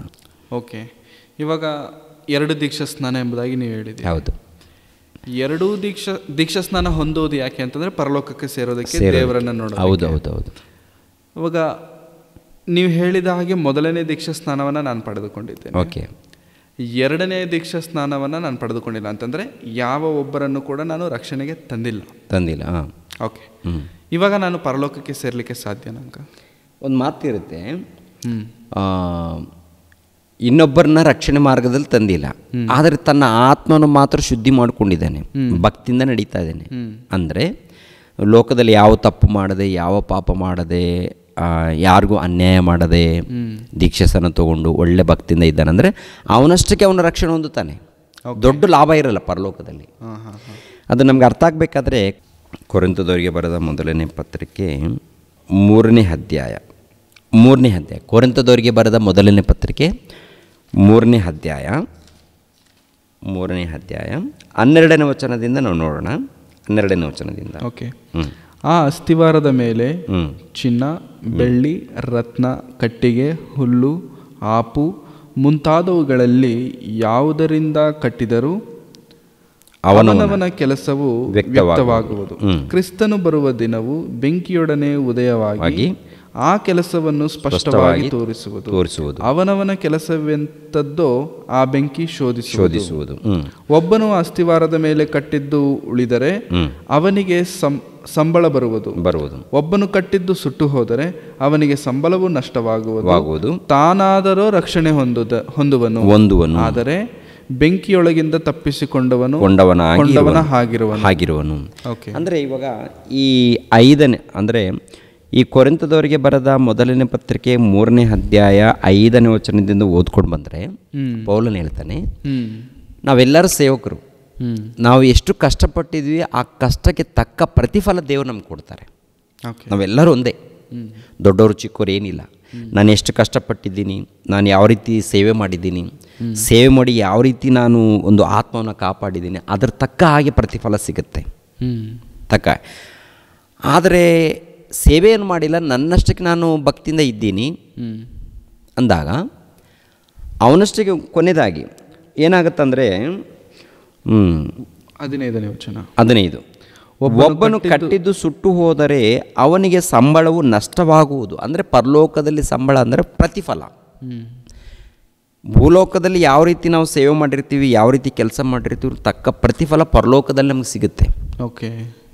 ಪರಲೋಕದಲ್ಲಿ ಪ್ರತಿಫಲ ಇಲ್ಲ ಅಂತಂದರೆ ಕೇವಲ ಅವನಷ್ಟಿಗೆ ಅವನ ರಕ್ಷಣೆ ಹೊಂದುತ್ತಾನ, ಪರಲೋಕದಲ್ಲಿ ಸೇರಿಸಲ್ಪಟ್ಟಾಗ ಪರಲೋಕದಲ್ಲಿ ಯಾವ ದೊಡ್ಡದಾಗಿ ಪ್ರತಿಫಲ ಇಲ್ಲ. ಯಾಕಂದರೆ ಕೊನೆ ಸ್ಥಾನ. ಓಕೆ. ಕೊನೆ ಸ್ಥಾನ ಅಂದರೆ ಒಬ್ಬರು ನೋಡ್ತೀವಲ್ವ, ಯಾರನ್ನ? ಯೋಹಾನ್ ನೋಡ್ತೀವಿ, ಸ್ನಾನಿಕನಾದ ಯೋಹಾನ್ ನೋಡ್ತೀವಿ. ಯೋಹಾನನ ಪರಿಸ್ಥಿತಿ ಹೆಂಗಿದೆ ಪರಲೋಕದಲ್ಲಿ ಹೇಗಿದೆಪ್ಪ ಅಂದರೆ, ಪರಲೋಕದಲ್ಲಿ ಕೊನೆಯವನು ಯಾರಿದ್ದಾರೆ, ಕೊನೆಯ ಸ್ಥಾನದಲ್ಲಿ ಯಾರಿದ್ದಾರೆ, ಆ ಕೊನೆಯ ಸ್ಥಾನದಲ್ಲಿ ಇದ್ದಂಥ ವ್ಯಕ್ತಿ ಇದ್ದಾನಲ್ಲ, ಯೋಹಾನನಿಗಿಂತ ಆ ಕೊನೆಯ ಸ್ಥಾನದಲ್ಲಿ ಇದ್ದವನೇ ದೊಡ್ಡವನಂತ ಹೇಳಿ ಯೇಸು ಕ್ರಿಸ್ತರು ಹೇಳ್ತಾರೆ. ಹೌದಂಕ. ಅದೇ ಪ್ರಕಾರ ಏನು ಕೆಲಸ ಮಾಡದವ್ರು ಇರ್ತಾರಲ್ಲ, ಕೊನೆ ಸ್ಥಾನದಲ್ಲಿ ಎಲ್ಲೋ ಒಂದು ಕಡೆ ಸಿಗುತ್ತೆ. ಅಂದರೆ ಪರಲೋಕಕ್ಕೆ ಹೋಗ್ತಾರೆ, ಅಂದರೆ ಯಾವುದೇ ರೀತಿಯಂಥ ರೆಕಗ್ನೈಸೇಷನ್, ಐ ಮೀನ್ ದೊಡ್ಡ ಘನತೆ ಏನು ಇರೋದಿಲ್ಲ, ಏನು ಸಿಗಲ್ಲ ಅಲ್ಲಿ. Okay okay. ಆವಾಗ ಗೋಳಾಡಬೇಕಾಗುತ್ತೆ, ಅಯ್ಯೋ ಇವರೆಲ್ಲರೂ ಒಂದು ಉನ್ನತ ಸ್ಥಾನ. ಹೇಗಪ್ಪ ಅಂದರೆ ಪರಲೋಕದಲ್ಲಿ ತಕ್ಕ ಹಾಗೆ ಪ್ರತಿಫಲ ಅಂದರೆ ಸುಮ್ಮನೆ ಅಂದ್ಕೊಳ್ಳೋಣ, ಇಲ್ಲಿ ಬೆಂಗಳೂರು ಪಟ್ಟಣದಲ್ಲಿ ದೊಡ್ಡದು ಅರಮನೆ ಇದೆಯಲ್ಲ, ಈ ಅರಮನೆಯಲ್ಲಿ ಒಂದು ಉನ್ನತ ಸ್ಥಾನ ನಮಗೆ ಸೇರಿಸ್ಕೊಂಡಿದ್ದಾರೆ, ಉನ್ನತ ಸ್ಥಾನ ಕೊಟ್ಟಿದ್ದಾರೆ. ಇನ್ನು ಕೆಲವರು ಎಲ್ಲೋ ಮೂಲೆಯಲ್ಲಿದ್ದಾರೆ ಅಂತ ತಿಳ್ಕೊಳ್ಳಿ, ಹೆಂಗಿರುತ್ತೆ ಅವಾಗ? ಈ ಬೆಂಗಳೂರು ಅನ್ನೋದು ಒಂದು ಉದಾಹರಣೆ, ಒಂದು ದೊಡ್ಡದೊಂದು ಪರಲೋಕ ಅಂದ್ಕೊಳ್ಳೋಣ. ಇದರಲ್ಲಿ ಒಂದು ಅರಮನೆ, ಈ ಅರಮನೆಯಲ್ಲಿ ನಮ್ಗೆ ಸ್ಥಾನ ಕೊಟ್ಟಿದ್ದಾರೆ, ಇನ್ನೊಬ್ಬರಿಗೆ ಸ್ಥಾನ ಕೊಟ್ಟಿಲ್ಲ, ಅವರು ಹೊರಗಡೆ ಇದ್ದಾರೆ ಅಂದರೆ ಹೇಗಿರುತ್ತೆ? ದುಃಖ ಆಗುತ್ತಲ್ಲ, ದುಃಖ ಆಗುತ್ತೆ, ಮನಸ್ಸಿನಲ್ಲಿ ನೋವಾಗುತ್ತೆ. ಹೌದೌದು ಅಂಕ. ಅಯ್ಯೋ ನಾನು ಕಷ್ಟಪಟ್ಟಿದ್ದರೆ ಚೆನ್ನಾಗಿತ್ತು, ನಾನು ಕೆಲಸ ಮಾಡಿದರೆ ಚೆನ್ನಾಗಿತ್ತು, ನಮ್ಗೆ ಗೊತ್ತಿತ್ತಲ್ವ, ಗೊತ್ತಿದ್ದರೂ ಕೂಡ ನಾನು ಮಿಸ್ ಮಾಡಿಕೊಂಡೆ ಅಂತೇಳಿ ಅಲ್ಲಿ ಹೋಗಿ ಕೊರಗೋದು ಬೇಡ. ಅಂದರೆ ಅವಕಾಶ ಇದ್ರೂ ಯೂಸ್ ಮಾಡ್ಕೊಂಡಿಲ್ವಲ್ಲ, ನಾನು ಯೂಸ್ ಮಾಡ್ಕೊಂಡಿಲ್ಲ ಅಂತ. ತಕ್ಕ ಪ್ರತಿಫಲ ಅಲ್ಲಿ ಸಿಗಬೇಕಾದ್ರೆ ಎರಡನೇ ದೀಕ್ಷೆ ಸ್ಥಾನ ಪಡ್ಕೊಳ್ಳಿ. ಎರಡನೇ ದೀಕ್ಷೆ ಸ್ಥಾನ ಅಂದರೆ ಸುವಾರ್ತೆಗೋಸ್ಕರ ಶ್ರಮೆ ಪಡುವಂಥದ್ದು, ಪ್ರಯಾಸ ಪಡುವಂಥದ್ದು, ಕೆಲಸ ಮಾಡುವಂಥದ್ದು, ಇನ್ನೊಂದು ಆತ್ಮನ ಕಾಪಾಡಿಕೊಳ್ಳುವಂಥದ್ದು, ಭಕ್ತಿ ತೋರಿಸುವಂಥದ್ದು, ಯಥಾರ್ಥವಾಗಿ ಜೀವಿಸುವಂಥದ್ದು. ಇವೆಲ್ಲ ಕೂಡ ಈ ಭೂಲೋಕದಲ್ಲಿ ಬದುಕಿರುವಾಗ ನಡಿಬೇಕು. ಓಕೆ. ಅದಕ್ಕೆ ತಕ್ಕ ಪ್ರತಿಫಲ ಪರಲೋಕದಲ್ಲಿ ನಮ್ಗೆ ಸಿಗುತ್ತೆ. ಸೊ 7 ದೀಕ್ಷಾ ಸ್ನಾನಗಳಲ್ಲಿ ಕೊನೆಗೆ ಉಳಿದಿರುವಂಥದ್ದು 2 ದೀಕ್ಷಾ ಸ್ನಾನ. ಹೌದು. ಆ 2 ದೀಕ್ಷಾ ಸ್ನಾನಗಳಲ್ಲಿ ಮೊದಲನೇ ದೀಕ್ಷಾ ಸ್ನಾನ ಸಾಧಾರಣವಾಗಿ ಎಲ್ಲರೂ ಕ್ರೈಸ್ತರಾದಂಥ ಪ್ರತಿಯೊಬ್ಬರೂ ಹೊಂದತಕ್ಕ ದೀಕ್ಷಾ ಸ್ನಾನ. ಹೌದು. ನೀರಿನ ಮೂಲಕ ಹೊಂದುವಂಥ ದೀಕ್ಷಾ ಸ್ನಾನ. ಹೌದು ಹೌದು. ಅದಾದ ನಂತರ ಸಭೆಗೆ ಸೇರಿಸಲ್ಪಟ್ಟು ಪವಿತ್ರಾತ್ಮನನ್ನು ಹೊಂದಿದ ನಂತರ ವಾಕ್ಯವನ್ನು ತಿಳಿದುಕೊಂಡು ಆ ವಾಕ್ಯ, ಆ ಸುವಾರ್ತೆ ಇತರರಿಗೆ ಸಾರೋದಕ್ಕೋಸ್ಕರ ಪಡುವಂಥ ಪ್ರಯಾಸವೇ 2ನೇ ದೀಕ್ಷಾ ಸ್ನಾನ. ಹೌದು. ಓಕೆ. ಇದು ಪಡ್ಕೊಂಡ್ರೇ ಪರಲೋಕದಲ್ಲಿ ಪ್ರತಿಫಲ, ಗೌರವ ಜಾಸ್ತಿ ಇರುತ್ತೆ. ಅಲ್ಲಿ ಈ 2ನೇ ದೀಕ್ಷಾ ಸ್ನಾನ ಪಡ್ಕೊಂಡವ್ರಿಗೆ ಸಿಂಹಾಸನ ಅಥವಾ ಇಲ್ಲ ಅಂತಂದ್ರೆ ಸಿಂಹಾಸನ ಇಲ್ಲ. ಏನಪ್ಪ ಅಂತಂದರೆ ಎಲ್ಲೋ ಒಂದು ಕಡೆ ಪರಲೋಕದಲ್ಲಿ ಅಷ್ಟೇ. ಹೇಗಾದರೆ ಸ್ನಾನಿಕನಾದಂಥ ಯೋಹಾನನಿಗೆ ಪರಿಸ್ಥಿತಿ ಹೆಂಗಿರುತ್ತೆ ಆ ಥರ ಆಗಿರುತ್ತೆ. ಸೊ ಅಂದರೆ ದೀಕ್ಷಾ ಸ್ನಾನ 7 ಅನ್ನೋ ವಿಷಯನೇ ಗೊತ್ತಿರಲಿಲ್ಲ ಅಂಕಲ್. ಕೆಲವ್ರಿಗೆ ಗೊತ್ತಿಲ್ಲ, ಅದು ಕೆಲವರಿಗೆ ಗೊತ್ತೇ ಇಲ್ಲ. ಸೊ 7 ಯಾವ ನಾವು ಪ್ರಾರಂಭದಲ್ಲಿ ನಾವು ಕೂಡ ಅಷ್ಟೇ ದೀಕ್ಷಾಸ್ಥಾನ ಅಂದರೆ ನೀರಿನ ಮೂಲಕ ದೀಕ್ಷಾಸ್ಥಾನ ಅಂದರೆ ಅದು ಕೇಳಿದ್ದೀವಿ, ನಾವು ಕೂಡ ಪಡ್ಕೊಂಡಿದ್ದೀವಿ. ಬರ್ತಾ ಬರ್ತಾ ಕೆಲವರು ಪ್ರಶ್ನೆ ಹಾಕಿದಾಗ ಹೌದಾ ಈ ಥರನೂ ಇದೆಯಾ, ಮತ್ತೆ ಸ್ಟಡಿ ಮಾಡಿದಾಗ ಸಿಗುತ್ತೆ. ನಿಜವಾಗ್ಲೂ ವಾಕ್ಯಗಳನ್ನು ಸ್ಟಡಿ ಮಾಡಿದಾಗ ಪ್ರತಿಯೊಂದಕ್ಕೆ ಉತ್ತರ ಸಿಗುತ್ತೆ. ಬೈಬಲ್ ಉತ್ತರ ಕೊಡುತ್ತೆ, ಇದೆಯಾ ಇಲ್ವಾ ಕ್ಲಾರಿಟಿ ಸಿಗುತ್ತೆ. ಅದು ನಾವು ವಿವರಿಸಬೇಕು. ಅಂದರೆ ದೀಕ್ಷಾ ಸ್ನಾನ ಅವರವರ ಕಾಲಕ್ಕೆ ಅವರು ಹೊಂದಿದಂಥ ದೀಕ್ಷಾ ಸ್ನಾನ ಹೊಂದಿದ್ದಾರೆ ಅಷ್ಟೇ. ಸೊ ಅದು ನಮಗೂ ವರ್ತಿಸುವಂಥ ಇದು ಏನೂ ಇಲ್ಲ ಅಷ್ಟೇ ಅಲ್ವಾ. ಇವಾಗ ಮೋಶೆ ಕಾಲದಲ್ಲಿ ಅವ್ರು ಪಡ್ಕೊಂಡಿದ್ದಾರೆ ಮೇಘದಲ್ಲಿ, ಸಮುದ್ರದಲ್ಲಿ. ಇವಾಗ ಮೇಘದಲ್ಲಿ, ಸಮುದ್ರದಲ್ಲಿ ನಾವೆಲ್ಲಿದ್ದೀವಿ? ಹೌದು. ಸಮುದ್ರ 2 ಭಾಗ ಮಾಡಿರುವುದರಿಂದ ಸಮುದ್ರದಲ್ಲಿ, ಆಮೇಲೆ ಮೇಘ ಅವ್ರ ಮೇಲೆ ಬಂದಿರುವುದರಿಂದ ಮೇಘದಲ್ಲಿ ದೀಕ್ಷಾ ಸ್ಥಾನ ಪಡ್ಕೊಂಡ್ರೆ ಅಂತಿರುತ್ತೆ. ಇವಾಗ ನಮ್ಮದೇನು? ನಮ್ಗೆ ಕೊಟ್ಟಿರುವಂಥ ಆಜ್ಞೆಯನ್ನು ನೀರಿನ ಮೂಲಕ ತೊಗೊಳ್ರಿ ಅಂತ ಹೇಳ್ತಾರೆ. ಮೊಟ್ಟ ಮೊದಲು ಯೇಸು ಕ್ರಿಸ್ತರನ್ನು ನೀವು ಒಪ್ಪಿಕೊಳ್ಬೇಕು, ತಂದೆಯಾದ ದೇವರನ್ನು ಒಪ್ಪಿಕೊಳ್ಬೇಕು, ಪವಿತ್ರಾತ್ಮನನ್ನು ಒಪ್ಪಿಕೊಳ್ಬೇಕು. ತಂದೆ ಮಗ ಪವಿತ್ರಾತ್ಮನ ಒಪ್ಪಿಕೊಂಡು ಆವಾಗ ಪಾಪ ಕ್ಷಮಾಪಣೆ ನಿಮಿತ್ತವಾಗಿ ಈ ದೀಕ್ಷಾ ಸ್ನಾನ ಅನ್ನುವಂಥದ್ದು ಪಡ್ಕೊಳ್ಬೇಕಂತಿರುತ್ತೆ. ಅದನ್ನು ನಾವು ಮಾಡಬೇಕು. 2ನೇದಾಗಿ ಸ್ವಾರ್ಥ ಸೇವೆ ಮಾಡುವಂಥದ್ದು ಪ್ರಯಾಸ ಇರುತ್ತೆ, ಕಷ್ಟ ಇರುತ್ತೆ, ಅದು ಬಹಳ ಸುಲಭ ಅಲ್ಲ. ಸೊ ಪೌಲರವರು ಇಂದಿನ ಕಾಲದ ದೀಕ್ಷಾ ಸ್ನಾನವನ್ನು ತೋರಿಸಿ ಹಳೆ ಒಡಂಬಡಿಕೆಯಲ್ಲಿ ಮೋಶೆ ಆಗಲಿ, ಯೋನನಾಗಲಿ ನೋಹನಾಗಲಿ ಪಡೆದುಕೊಂಡಂಥ ದೀಕ್ಷಾ ಸ್ನಾನವನ್ನು ಸಮರ್ಥಿಸ್ತಿದ್ದಾರೆ. ಅಂದರೆ ತೋರಿಸ್ತಾರೆ, ಅವರು ಕೂಡ ಪಡ್ಕೊಂಡಿದ್ದಾರೆ. ಅವರು ಕೂಡ ದೇವರೊಟ್ಟಿಗೆ ಅನ್ಯೋನ್ಯವಾಗಿ ಜೀವಿಸೋದಕ್ಕೆ ಅವರು ಕೂಡ ಈ ಥರ ಪಡ್ಕೊಂಡಿದ್ದಾರೆ ಅಂತೇಳಿ ತೋರಿಸ್ತಾರೆ. ಅದಕ್ಕೆ ರಕ್ಷಣೆ ಅವರಿಗೆ ಬಂದಿದೆ ಎಂಬುದಾಗಿ. ಓಕೆ. ಸೊ ಹಾಗಾದರೆ ಕೊನೆ ಒಂದು ಪ್ರಶ್ನೆ, ಇಷ್ಟೆಲ್ಲ ಬೇಡ ನನಗೆ, 7, 2, 1 ಈ ನಂಬರ್ ನನಗೆ ಬೇಡ, ಏನು ಬೇಡ, ನಾನು ದೀಕ್ಷಾ ಸ್ನಾನ ತಗೊಳ್ಳಲ್ಲ ಅಂತಂದರೆ ನೀರಿನಲ್ಲಿ ನಾನು ಮುಳುಗಿಸಿ ಎತ್ತಿಸಲ್ಪಡುವಂಥ ಕಾರ್ಯಕ್ರಮ ನನಗೆ ಬೇಡ. ಬಟ್ ನಾನು ಒಳ್ಳೆ ರೀತಿಯಲ್ಲಿರ್ತೇನೆ, ಯಾರಿಗೂ ಅನ್ಯಾಯ ಮಾಡಲ್ಲ, ಯಾರಿಗೂ ಮೋಸ ಮಾಡಲ್ಲ, ನಾನು ದೇವರನ್ನ ಪ್ರೀತಿಸ್ತೇನೆ, ಆರಾಧಿಸ್ತೇನೆ, ನಂಬುತ್ತೇನೆ, ಎಲ್ಲ ಮಾಡ್ತೇನೆ. ಬಟ್ ನನಗೆ ದೀಕ್ಷಾ ಸ್ನಾನ ಅನ್ನೋದು ಬೇಡ. ಇಂಥ ಕಾನ್ಸೆಪ್ಟ್ ಇರುವಂಥವ್ರು ಕೂಡ ತುಂಬ ಜನ ಇದ್ದಾರೆ. ಹೌದು. ಅಂದರೆ ನಾನು ಭಕ್ತಿಯಿಂದ ಇರ್ತೇನೆ, ನಂತರ ನಾನು ಕೆಟ್ಟೋಗ್ತೇನೆ, ಹಾಳಾಗೋಗ್ತೇನೆ, ಇಲ್ಲ, ವಾಕ್ಯಾನುಸಾರವಾಗಿ ಬದುಕ್ತೇನೆ, ದೇವರು ಹೇಳಿದಂಥ ಮಾತುಗಳ ಪ್ರಕಾರ ಜೀವಿಸ್ತಾನೆ. ಹೌದು. ದೀಕ್ಷಾ ಸ್ನಾನ ಬೇಡ. ಮತ್ತು ಇಂಥವ್ರು ಪರಲೋಕಕ್ಕೆ ಹೋಗ್ತಾರಂಗ. ನಿಮಗೆ ಅರ್ಥ ಆಗಬೇಕಾದ್ರೆ ಇವಾಗ ಆ ಸಭೆಯನ್ನು ಯೇಸು ಕ್ರಿಸ್ತರು ಹೋಲಿಸಿರುವಂಥದ್ದು, ಇಲ್ಲ ಅಪೊಸ್ತಲರಾಗಿರುವಂಥ ಪೌಲನು ಹೋಲಿಸಿರುವಂಥದ್ದು ಏನು? ಸಭೆಗೆ ಏನಂತ ಹೇಳ್ತಾರೆ? ಯೇಸು ಕ್ರಿಸ್ತರಿಗೆ ಹೆಂಡತಿ ಅಂತೇಳಿ ಹೋಲಿಸ್ತಾರೆ. ಯೇಸು ಕ್ರಿಸ್ತರಿಗೆ ಹೆಂಡತಿ. ಸಭೆ ಇದೆಯಲ್ಲ, ಸಭೆ ಯೇಸು ಕ್ರಿಸ್ತರಿಗೆ ಹೆಂಡತಿ. ನಮ್ಮ ಸಮಾಜದಲ್ಲಿ ಒಬ್ಬ ಕನ್ನಿಕೆ ಒಬ್ಬ ಪುರುಷನಿಗೆ ಹೆಂಡತಿ ಆಗಬೇಕಾದ್ರೆ ಏನಾಗಬೇಕು? ಮದುವೆ ಆಗಬೇಕು. ಮದುವೆ ಆಗಲ್ಲ, ತಾಳಿ ಕಟ್ಟೋದು ಬೇಡ, ಸಂಸಾರ ಮಾತ್ರ ಮಾಡ್ತೀನಿ ನಾನು ಅಂದರೆ ಹೇಗಿರುತ್ತೆ ಸರ್? ಕೆಟ್ಟದಾಗಿರುತ್ತೆ. ಸಂಸಾರ ನಿಮ್ಮ ಜೊತೆ ನಾನು ಸಂಸಾರ ಮಾಡ್ತೀನಿ, ತಾಳಿ ಕಟ್ಟೋದು ಬೇಡ, ಎಲ್ಲ ಮಾಡ್ತೀನಿ, ಬಟ್ ತಾಳಿ ಬೇಡ, ಮದುವೆನೂ ಬೇಡ, ಹೇಗಿರುತ್ತೆ? ಇಲ್ಲ ಅಂಕಲ್, ಚೆನ್ನಾಗಿಲ್ಲ. ಅದೇ ಪ್ರಕಾರ ಇವರು ನಾನು ದೀಕ್ಷಾಸ್ಥಾನ ಪಡ್ಕೊಳ್ಳಲ್ಲ. ಇವಾಗ ದೀಕ್ಷಾಸ್ಥಾನ ಅನ್ನೋದು ದೇವ್ರು ಕೊಟ್ಟಂತ ಆಜ್ಞೆ ಅಲ್ವಾ? ಪ್ರಭು ಕೊಟ್ಟಿರುವಂಥ ಆಜ್ಞೆ. ಹೌದು. ಪ್ರಭು ಆ ದೀಕ್ಷಾಸ್ಥಾನ ನನಗೆ ಬೇಡ, ನೀವು ಅಂದರೆ ನಮ್ಗೆ ಇಷ್ಟ ಅಂದರೆ ಈ ಒಂದು ಮಾತಲ್ಲೇ ನೀವು ಫೇಲ್ ಆಗಿದ್ದೀರಲ್ಲ ಮೊದಲನೇದಾಗಿ, ಹೌದಲ್ವಾ? ಹೌದಂಕ. ಆಗಿರುವ ಅದು ದೇವ್ರು ಹೇಗೆ ಒಪ್ತಾರೆ? ಇವಾಗ ಪ್ರಭು ಕೂಡ ಒಪ್ಪಬೇಕಾದ್ರೆ ಒಂದು ಮಾತು ಯೋಹಾನನು ಬರೀತಾನೆ. ಯಾವುದಪ್ಪ ಅದು? ಯೋಹಾನ ಬರೆದ ಮೊದಲನೇ ಪತ್ರಿಕೆ 2ನೇ ಅಧ್ಯಾಯ. ಎಷ್ಟು ಸಾರಿ ಈ ಮಾತನ್ನು ನಾವು ತೋರಿಸಿದ್ದೀನಿ. 2ನೇ ಅಧ್ಯಾಯ 3ನೇ ವಚನ. ನಾವು ಆತನ ಆಜ್ಞೆಗಳನ್ನು ಕೈಗೊಂಡು ನಡೆದರೆ ಅದರಿಂದಲೇ ಆತನನ್ನು ಬಲ್ಲವರಾಗಿದ್ದೇವೆಂದು ತಿಳಿದುಕೊಳ್ಳುತ್ತೇವೆ. ಆತನನ್ನು ಬಲ್ಲೆನೆಂದು ಹೇಳಿ ಆತನ ಆಜ್ಞೆಗಳನ್ನು ಕೈಕೊಳ್ಳದೆ ನಡೆಯುವವನು ಸುಳ್ಳುಗಾರನಾಗಿದ್ದಾನೆ. ಸತ್ಯವೆಂಬುದು ಅವನಲ್ಲಿ ಇಲ್ಲ. ಸಾಕು.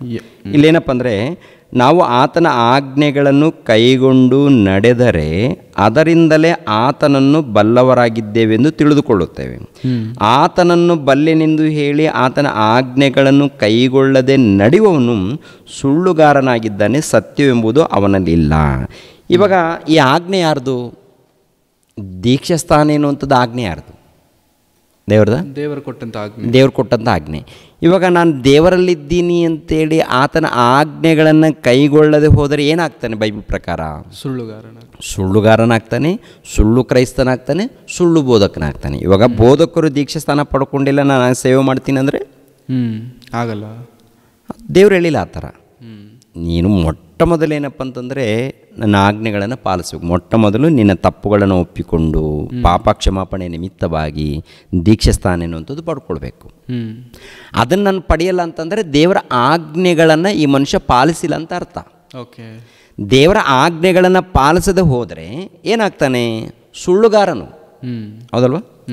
ಯಾರೇ ಆಗಿರ್ಬೋದು, ದೊಡ್ಡವರಾಗಿರ್ಬೋದು, ಚಿಕ್ಕವರಾಗಿರ್ಬೋದು, ದೀಕ್ಷಾಸ್ಥಾನ ಪಡೆದುಕೊಳ್ಳೋದು ಹೋದರೆ ಅವರು ಕ್ರೈಸ್ತರೂ ಅಲ್ಲ, ಅವರಲ್ಲಿ ಸತ್ಯನೂ ಇಲ್ಲ, ಅವ್ರು ಪರಲೋಕಕ್ಕೂ ಹೋಗಲ್ಲ. ಯಾಕಂದರೆ ಸರ್ವಲೋಕಕ್ಕೆ ಹೋಗಿ ಸುವಾರ್ತೆನ ಸಾರಿರಿ ಯಾರು ನಂಬಿ ದೀಕ್ಷಾಸ್ಥಾನ ಪಡ್ಕೊಳ್ತಾರೋ ಅವರಿಗೆ ರಕ್ಷಣೆ ಬರುತ್ತೆ. ನಂಬದೆ ಹೋದರೆ ದಂಡನೆಗೆ ಗುರಿ ಆಗ್ತಾರೆ. ಇದು ದೇವ್ರು ಕೊಟ್ಟಂಥ ಆಜ್ಞೆ, ನಮ್ದಲ್ಲ. ಹೌದು. ಅಂದರೆ ದೇವರ ಮಾತುಗಳನ್ನು ಇವರು ಏನು ಮಾಡಿದ್ದಾರೆ? ತಿರಸ್ಕಾರ ಮಾಡಿದ್ದಾರೆ. ಅಂದರೆ ಅವರಿಗೆ ಅನುಕೂಲವಾಗಿ ಅವರು ನೇಮಿಸ್ಕೊಂಡಿದ್ದಾರೆ. ಹಾಗಿರುವಾಗ ಹೇಗೆ ಪರಲೋಕಕ್ಕೆ ಹೋಗ್ತಾರೆ? ಓಕೆ. ಅಂದರೆ ಈ ಥರ ಯೋಚನೆ ಮಾಡುವಂಥ ಸ್ವಲ್ಪ ಮೆಂಟಲ್ ರೀತಿಯಾದಂಥ ಯೋಚನೆ ಮಾಡುವಂಥವ್ರು ಕೂಡ ಇದ್ದಾರೆ ಅಂಕಲ್. ವಿಚಿತ್ರವಾಗಿದ್ದಾರೆ ಅವರು. ಯಾಕೆಂದರೆ ಹಳೆ ಒಡಂಬಡಿಕೆಯಲ್ಲಿ ನೀರಿನ ಮೂಲಕ ಅವರು ಯಾರು ನೋಹಾನರು ಅವರು ಭಕ್ತಿಯಿಂದ ನಡೆದಿದ್ದಾರೆ. ಅವ್ರು ಏನಾದರೂ ನೀರಿನಲ್ಲಿ ದೀಕ್ಷಾಸ್ಥಾನ ಪಡ್ಕೊಂಡಿದ್ದಾರಾ? ಹೌದು. ಇಲ್ಲ ಮೋಶೆ ಅವರು ಪ್ರತ್ಯೇಕವಾಗಿ ಪಡ್ಕೊಂಡಿದ್ದಾರಾ? ಅವ್ರ ಕಾಲದಲ್ಲಿ ಈ ಥರ ಆಜ್ಞೆಗಳಿಲ್ವಲ್ಲ. ಇಲ್ಲ. ಇವಾಗ ಸಿಲಿಮೆ ಮರಣ ಹೊಂದುವಂಥ ಸಮಯದಲ್ಲಿ ಕೂಡ ಇಬ್ಬರು ಕಳ್ಳರಿರ್ತಾರೆ, ಇಬ್ಬರು ಯೇಸು ಕ್ರಿಸ್ತರನ್ನು ನಿಂದಿಸ್ತಾರೆ. ಅವರಿಬ್ಬರಲ್ಲಿ ಒಬ್ಬನು ಪಶ್ಚಾತ್ತಾಪ ಪಟ್ಟು ಸರಿಪಡಿಸ್ಕೊಂಡು, ಪ್ರಭುವೇ ನೀವು ರಾಜದೊಡನೆ ಬರುವಾಗ ನನ್ನನ್ನು ನೆನಪು ಮಾಡ್ಕೊಳ್ಳಿ ಅಂದಾಗ, ಇವತ್ತೇ ನನ್ನ ಜೊತೆಯಲ್ಲಿ ಪರದೇಶಿಯಲ್ಲಿ ಇರುವೆ ಅಂತೇಳಿ ಯೇಸು ಕ್ರಿಸ್ತರ ಆ ಕಳ್ಳನಿ ಹೇಳಿರೋದರಿಂದ ತುಂಬ ಜನ ದೊಡ್ಡ ದೊಡ್ಡ ಫಾದರ್ಗಳು, ದೊಡ್ಡ ದೊಡ್ಡ ಒಂದು ಸೇವಕರು ಹೇಳುವಂಥ ಮಾತೇನಪ್ಪ ಅಂದರೆ, ಆ ಸಾಯುವಂಥ ಸಮಯದಲ್ಲಿ ಆ ಮನುಷ್ಯನೇನು ದೀಕ್ಷಾಸ್ಥಾನ ಪಡ್ಕೊಂಡಿದ್ದಾನ? ಇಲ್ಲ. ಮತ್ತು ಪರದೇಶಿಗೆ ಹೋಗಿದ್ದಾನಲ್ಲ ಆ ಮನುಷ್ಯ ಅಂತೇಳಿ ಅದನ್ನು ತೋರಿಸ್ತಾರೆ. ಅದು ಯಾವಾಗ ಗೊತ್ತಾ? ಅದು ಇನ್ನು ಆಜ್ಞೆ ಬರೋದಕ್ಕಿಂತ ಮುಂಚಿತವಾಗಿ ಇದ್ದಂಥ ಮಾತದು. ಆಜ್ಞೆಗೆ ಬಂದಿಲ್ಲ ಇನ್ನು. ಏನಾಜ್ಞೆ? ಸರ್ವಲೋಕಕ್ಕೆ ಹೋಗಿ ಸುವಾರ್ತೆನ ಸಾರಿರಿ, ನಂಬಿ ದೀಕ್ಷಾಸ್ಥಾನ ಪಡ್ಕೊಂಡವನಿಗೆ ರಕ್ಷಣೆ ಬರುತ್ತೆ ಅನ್ನುವಂಥ ಆಜ್ಞೆ ಇನ್ನೂ ಬಂದಿರಲಿಲ್ಲ. ಓಕೆ. ಆಜ್ಞೆ ಯಾವಾಗ ಬರುತ್ತೆ? ಯೇಸು ಕ್ರಿಸ್ತರು ಸಿಲುಬೆಯ ಮೇಲೆ ಮರಣ ಹೊಂದಿ ಸಮಾಧಿ ಮಾಡಲ್ಪಟ್ಟು 3ನೇ ದಿನದಲ್ಲಿ ಎದ್ದು ಬಂದ ಮೇಲೆ ಕೊಟ್ಟಂತ ಆಜ್ಞೆ ಅದು. ಸರ್ವಲೋಕಕ್ಕೆ ಹೋಗಿ ಸುವಾರ್ತಿನ ಸಾರಡಿ, ನಂಬಿ ಯಾರು ದೀಕ್ಷಾಸ್ಥಾನ ಪಡ್ಕೊಳ್ತಾರೋ ಅವ್ರಿಗೆ ರಕ್ಷಣೆ ಬರುತ್ತೆ ಎನ್ನುವಂಥ ಆಜ್ಞೆ ಇದೆಯಲ್ಲ, ಅದು ಓಕೆ, ಮರಣದ ನಂತರ ಪುನರುತ್ಥಾನದ ನಂತರ ಕೊಟ್ಟಂತ ಆಜ್ಞೆ. ಈ ಆಜ್ಞೆ ಖಂಡಿತವಾಗಿ ಪಾಲಿಸಲೇಬೇಕು. ಪಾಲಿಸಲ್ಲ ಅಂತಂದ್ರೆ ದೇವ್ರು ಒಪ್ಪಲ್ಲ. ಓಕೆ, ಡೌಟ್ ಏನಿಲ್ಲ, ಅನುಮಾನ ಇಲ್ಲ. ಯಾಕೆಂದರೆ ಸತ್ಯ ಇದು, ಬೈಬಲ್ ಇದೆಯಲ್ಲ ಸತ್ಯ, ಅನುಮಾನ ಏನಿಲ್ಲ. ಇನ್ನೊಂದು ಪ್ರಶ್ನೆ ಅಂಕಲ್, ಈ ಕೊನೆ ಪ್ರಶ್ನೆ. ಓಕೆ, ತುಂಬ ಜನ ದೀಕ್ಷಾ ಸ್ನಾನ ತೆಗೆದುಕೊಳ್ತಾರೆ, ಮದುವೆಗೋಸ್ಕರ ತೆಗೆದುಕೊಳ್ತಾರೆ. ಅಂದರೆ ಯಾರಾದರೂ ಕ್ರಿಶ್ಚಿಯನ್ನ ಮದುವೆ ಆಗ್ತಿದ್ರೆ ಅವರು ಕ್ರಿಶ್ಚಿಯನ್ನೇ ಮದುವೆ ಆಗ್ತೇನೆ ಅಂತಾರೆ. ಹೌದು. ಸೊ ಅವ್ರಿಗೋಸ್ಕರ ದೀಕ್ಷಾ ಸ್ನಾನ ತೆಗೆದುಕೊಳ್ಳೋರು ಇದ್ದಾರೆ. ಇನ್ನು ಕೆಲವು ಅವಶ್ಯಕತೆಗಳಿಗೋಸ್ಕರ ದೀಕ್ಷಾ ಸ್ನಾನ ತೆಗೆದುಕೊಳ್ತಾರೆ. ಮತ್ತು ಇಂಥ ದೀಕ್ಷಾ ಸ್ನಾನ ಸರಿಯಾದದ್ದ? ಅಂಥವ್ರು ಪರಲೋಕಕ್ಕೆ ಹೋಗ್ತಾರ? ಹೋಗಲ್ಲ, ಅವರು ಹೋಗಲ್ಲ. ಯಾಕೆಂದರೆ ಅವ್ರ ದೀಕ್ಷಾಸ್ಥಾನ ತಗೊಳ್ಳುವಂಥ ಉದ್ದೇಶ ಏನು? ನನಗೆ ರಕ್ಷಣೆ ಆಗಬೇಕು ಅಂತ ದೀಕ್ಷಾಸ್ಥಾನ ತೊಗೊಂಡಿದ್ದಾನ ಅಥವಾ ಮದುವೆ ಆಗಬೇಕಂತ ತೊಗೊಂಡಿದ್ದಾನ? ಮದುವೆ ಆಗಬೇಕಂತಾನೆ ತೊಗೊಂಡಿರೋ ಮೇನ್ ಉದ್ದೇಶ ಮದುವೆ. ನಿಜವಾಗ್ಲೂ ಯಥಾರ್ಥವಾಗಿ ದೇವ ನಿಮ್ಮನ್ನು ನಂಬಿಕೊಳ್ತೀನಿ, ನೀವೇ ನನಗೆ ಸರ್ವಸ್ವ, ಈ ಮನಸ್ಸು ಅವನಲ್ಲಿದ್ದರೆ, ಒಂದು ವೇಳೆ ಮದುವೆ ಸಂದರ್ಭದಲ್ಲಿ ಕೂಡ ಒಂದು ವೇಳೆ ತೊಗೊಂಡ್ರೆ ಮನಸ್ಸು ಹೇಗಿರಬೇಕು? ನನ್ನ ಪ್ರಭುವೇ ನನಗೆ ಸ್ವಂತ ರಕ್ಷಕ, ಅವ್ರ ಮೂಲಕನೇ ನಮಗೆ ರಕ್ಷಣೆ ಅಂತೇಳಿ ಈ ಮನಸ್ಸಿರಬೇಕು. ಓಕೆ, ನಾನೇನೋ ಮದುವೆ ಮಾಡ್ಕೊಳ್ತೀನಿ, ಮದುವೆ ಮಾಡಿಕೊಳ್ಬೇಕಾದ್ರೆ ದೀಕ್ಷಾಸ್ಥಾನ ಪಡ್ಕೊಳ್ಬೇಕಂತ ನಮ್ಮ ಪಾಸ್ಟ್ ಹೇಳಿದ್ದಾರೆ, ಅದಕ್ಕೆ ನಾನು ತೊಗೊಳ್ತೀನಿ ಅಂತಂದರೆ ಇದು ದೇವರ ಲೆಕ್ಕಕ್ಕೆ ಬರಲ್ಲ. ಯಾಕೆಂದರೆ ಮನಸ್ಸು ಬದಲಾಗಿಲ್ಲ ಅಲ್ಲಿ. ಯಾಕೆಂದರೆ ಮನಸ್ಸಿನಲ್ಲಿ ದೇವರಿಗೆ ಸ್ಥಾನ ಕೊಟ್ಟಿಲ್ವಲ್ಲ ಅಲ್ಲಿ. ಮದುವೆಗೋಸ್ಕರ ಹೃದಯದಲ್ಲಿ ಸ್ಥಾನ ಇದೆ, ದೇವರಿಲ್ಲ ಅಲ್ಲಿ. ಓಕೆ, ನಮಗೆ ರಕ್ಷಣೆ ಬರಬೇಕಂದ್ರೆ ನಮ್ಮ ತಂದೆ ಪರಲೋಕದಲ್ಲಿ, ಆತನು ನಮ್ಮ ಎತ್ತ ತಂದೆ ಯೇಸು ಪ್ರಭು ನಮಗೋಸ್ಕರ ಪ್ರಾಣತ್ಯಾಗ ಮಾಡಿದ್ದಾರೆ. ಆತನ ನಂಬಿಕೊಂಡು ನನಗೆ ರಕ್ಷಣೆ ಬರುತ್ತೆ, ನನಗೆ ಪಾಪ ಕ್ಷಮಾಪಣೆ ಸಿಗುತ್ತೆ, ನನಗೆ ಆತನೇ ಬೇಕು, ನನಗೆ ಪರಲೋಕ ಬೇಕು. ಒಳ್ಳೆ ಮನಸ್ಸಿನಿಂದ ಆ ಮನುಷ್ಯನ ತೊಗೊಳ್ಬೇಕಾಗತ್ತೆ. ಅದು ಮಾತ್ರ ಲೆಕ್ಕಕ್ಕೆ ಬರುತ್ತೆ. ಯಾರೋ ಒತ್ತಾಯ ಮಾಡಿದಂದ್ರೂ ಕೂಡ ಲೆಕ್ಕಕ್ಕೆ ಬರಲ್ಲ. ಓಕೆ, ಯಾರೋ ಒತ್ತಾಯ ಮಾಡಿದ್ದಾರೆ, ಇವ್ರು ತೊಗೊಂಡಿದ್ದಾರೆ ಅಂದ್ರೂ ಲೆಕ್ಕಕ್ಕೆ ಬರಲ್ಲ. ಮತ್ತು ಮದುವೆ ಇದೆ, ಇಲ್ಲಾಂದರೆ ಏನೋ ಉದ್ಯೋಗ ಬೇಕು, ಇಲ್ಲಾಂದರೆ ನಾನು ಕ್ರೈಸ್ತರ ಪಟ್ಟಿಯಲ್ಲಿ ಸೇರಿಸಲ್ಪಡಬೇಕು, ಒಂದು ಸರ್ಟಿಫಿಕೇಟ್ ಸಿಗುತ್ತೆ ಅನ್ನೋಂಥ ಉದ್ದೇಶದಿಂದ ಪಡ್ಕೊಂಡ್ರೂ ಕೂಡ ಲೆಕ್ಕಕ್ಕೆ ಬರಲ್ಲ. ದೇವರು ಏನಪ್ಪ ಅಂದರೆ ಹೃದಯವನ್ನು ನೋಡ್ತಾರೆ. ಆ ಹೃದಯದಲ್ಲಿ ನಿಜವಾಗ್ಲೂ ನಾವು ಸ್ಥಾನ ಕೊಟ್ಟಿದ್ದೀವ, ನಿಜವಾಗ್ಲೂ ಯೇಸು ಕ್ರಿಸ್ತರನ್ನು ನಂಬಿಕೊಂಡಿದ್ದೀವ, ನಂಬಿಕೊಂಡು ನಾವು ತಗೊಳ್ತಾ ಇದ್ದೀವ ಅನ್ನೋದನ್ನು ಮುಖ್ಯವಾಗಿ ದೇವರು ನೋಡ್ತಾರೆ. ಹಾಗಾದರೆ ಅಂಕಲ್, ಫಾರ್ ಎಕ್ಸಾಂಪಲ್ ಮದುವೆಗೋಸ್ಕರ ದೀಕ್ಷಾಸ್ನಾನ ತೆಗೆದುಕೊಂಡವ್ರು ಒಬ್ಬರು ಇದ್ದಾರೆ, ನಂತರ ಸತ್ಯವಾಕ್ಯ ತಿಳಿಯಲ್ಪಡ್ತು. ಓಕೆ, ಅವ್ರಿಗನ್ನಿಸ್ತು ಸರಿ ಆಯಿತು, ನಾನು ತೆಗೆದುಕೊಂಡಂಥ ದೀಕ್ಷಾಸ್ನಾನ ಸರಿಯಾದದ್ದಲ್ಲ. ಅಂಥವ್ರು ಇವಾಗ ಮತ್ತೆ ಇನ್ನೊಂದ್ಸಲ ದೀಕ್ಷಾಸ್ನಾನ ತಗೊಳ್ಬೋದು. ಅಂದರೆ ಅವಾಗ ಯಾಕೆಂದರೆ ಪ್ರಾರಂಭದಲ್ಲಿ ತಗೊಂಡಿರುವಂಥದ್ದೇ ಸರಿ ಇಲ್ಲಲ್ಲ. ಹೌದು, ಅದು ಏನಪ್ಪ ಅಂದರೆ ಮನಸ್ಸು ಕಂಗಲ್ಲಿದೆ. ಮನಸ್ಸೇನಪ್ಪ ಅಂತಂದರೆ ಅಲ್ಲಿ ಏನಿದೆಯೋ ಅವನಿಗೆ ಗೊತ್ತಿಲ್ಲ. ಸುಮ್ಮನೆ ಯಾತಕ್ಕಾಗಿ ತೊಗೊಂಡಿದ್ದಾನಂತಂದರೆ ಏನೋ ಭೂಲೋಕದಲ್ಲಿ ಮದುವೆ ಅಂತ ಏನೋ ಅವಶ್ಯಕತೆ ಇದೆ, ಅದ್ರಿಗೋಸ್ಕರ ತೊಗೊಂಡಿದ್ದಾನೆ, ಅದು ಲೆಕ್ಕಕ್ಕೆ ಬರೋದಿಲ್ಲ. ಮತ್ತೆ ನಿನ್ನ ತಂದೆಯಾದ ದೇವರನ್ನು, ಯೇಸು ಕ್ರಿಸ್ತರನ್ನು, ಪವಿತ್ರಾತ್ಮರನ್ನು ತಿಳಿದುಕೊಂಡು ದೇವರ ಮನಸ್ಸನ್ನು ಅರ್ಥ ಮಾಡಿಕೊಂಡು ಪಾಪಕ್ಷಮಾಪಣೆ ನಿಮಿತ್ತವಾಗಿ ದೀಕ್ಷಾಸ್ಥಾನ ಪಡ್ಕೊಂಡಾಗ ಅದು ಲೆಕ್ಕಕ್ಕೆ ಬರುತ್ತೆ. ಓಕೆ, ಅಂಥದ್ದೊಂದು ರಕ್ಷಣೆ, ಅಂಥದ್ದೊಂದು ದೀಕ್ಷಾಸ್ಥಾನ ಅವನನ್ನು ರಕ್ಷಿಸುತ್ತೆ.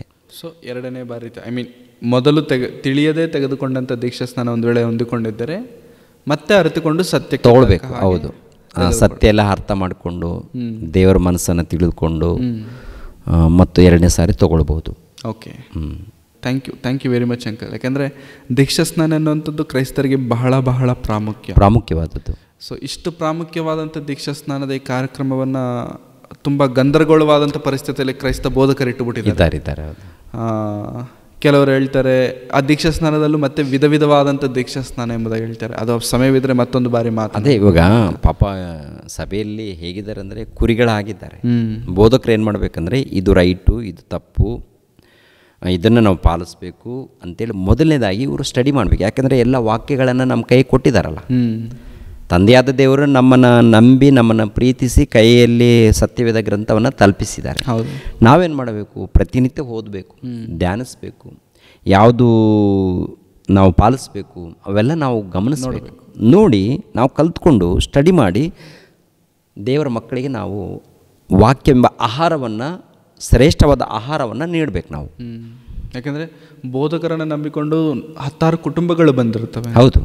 ಯಾಕಂದರೆ ಇವತ್ತು ತುಂಬ ಜನ ಬೋಧಕರು ನೀವು ಹೇಳಿದಂಥ ಸ್ಟಡಿ ಮಾಡೋದಿಲ್ಲ ಮಾಡಲ್ಲ. ಯಾಕಂದರೆ ಯಾವ ಬೋಧನೆ ಆದರೆ ಅವ್ರು ಕೇಳಿರ್ತಾರೋ, ಯಾವ ಡಿನಾಮಿನೇಷನ್ಗೆ ಅವ್ರು ಟೈಅಪ್ ಆಗಿರ್ತಾರೋ, ಅಲ್ಲಿ ಏನಿದೆ ಅದನ್ನೇ ಹೇಳ್ತಾರೆ. ಹೌದು ಹೌದು. ಯಾಕೆ ಅಂದರೆ ಮಾಡಲ್ಲ, ನಿಜ ನಿಜ ನಿಜ ನೋಡೋದಿಲ್ಲ, ಏನಿದೆ ಯಾವುದು ಸತ್ಯ ಅದ್ರ ಬಗ್ಗೆ ತಲೆನೇ ಕೆಡಿಸ್ಕೊಳ್ಳೋದಿಲ್ಲ. ಹೌದು. ಅವ್ರು ಏನು ಹೇಳಿದ್ದಾರೆ ಅದನ್ನು ಬಂದು ಕಾಪಿ ಪೇಸ್ಟ್ ಮಾಡಿಬಿಡ್ತಾರೆ. ಹೌದು.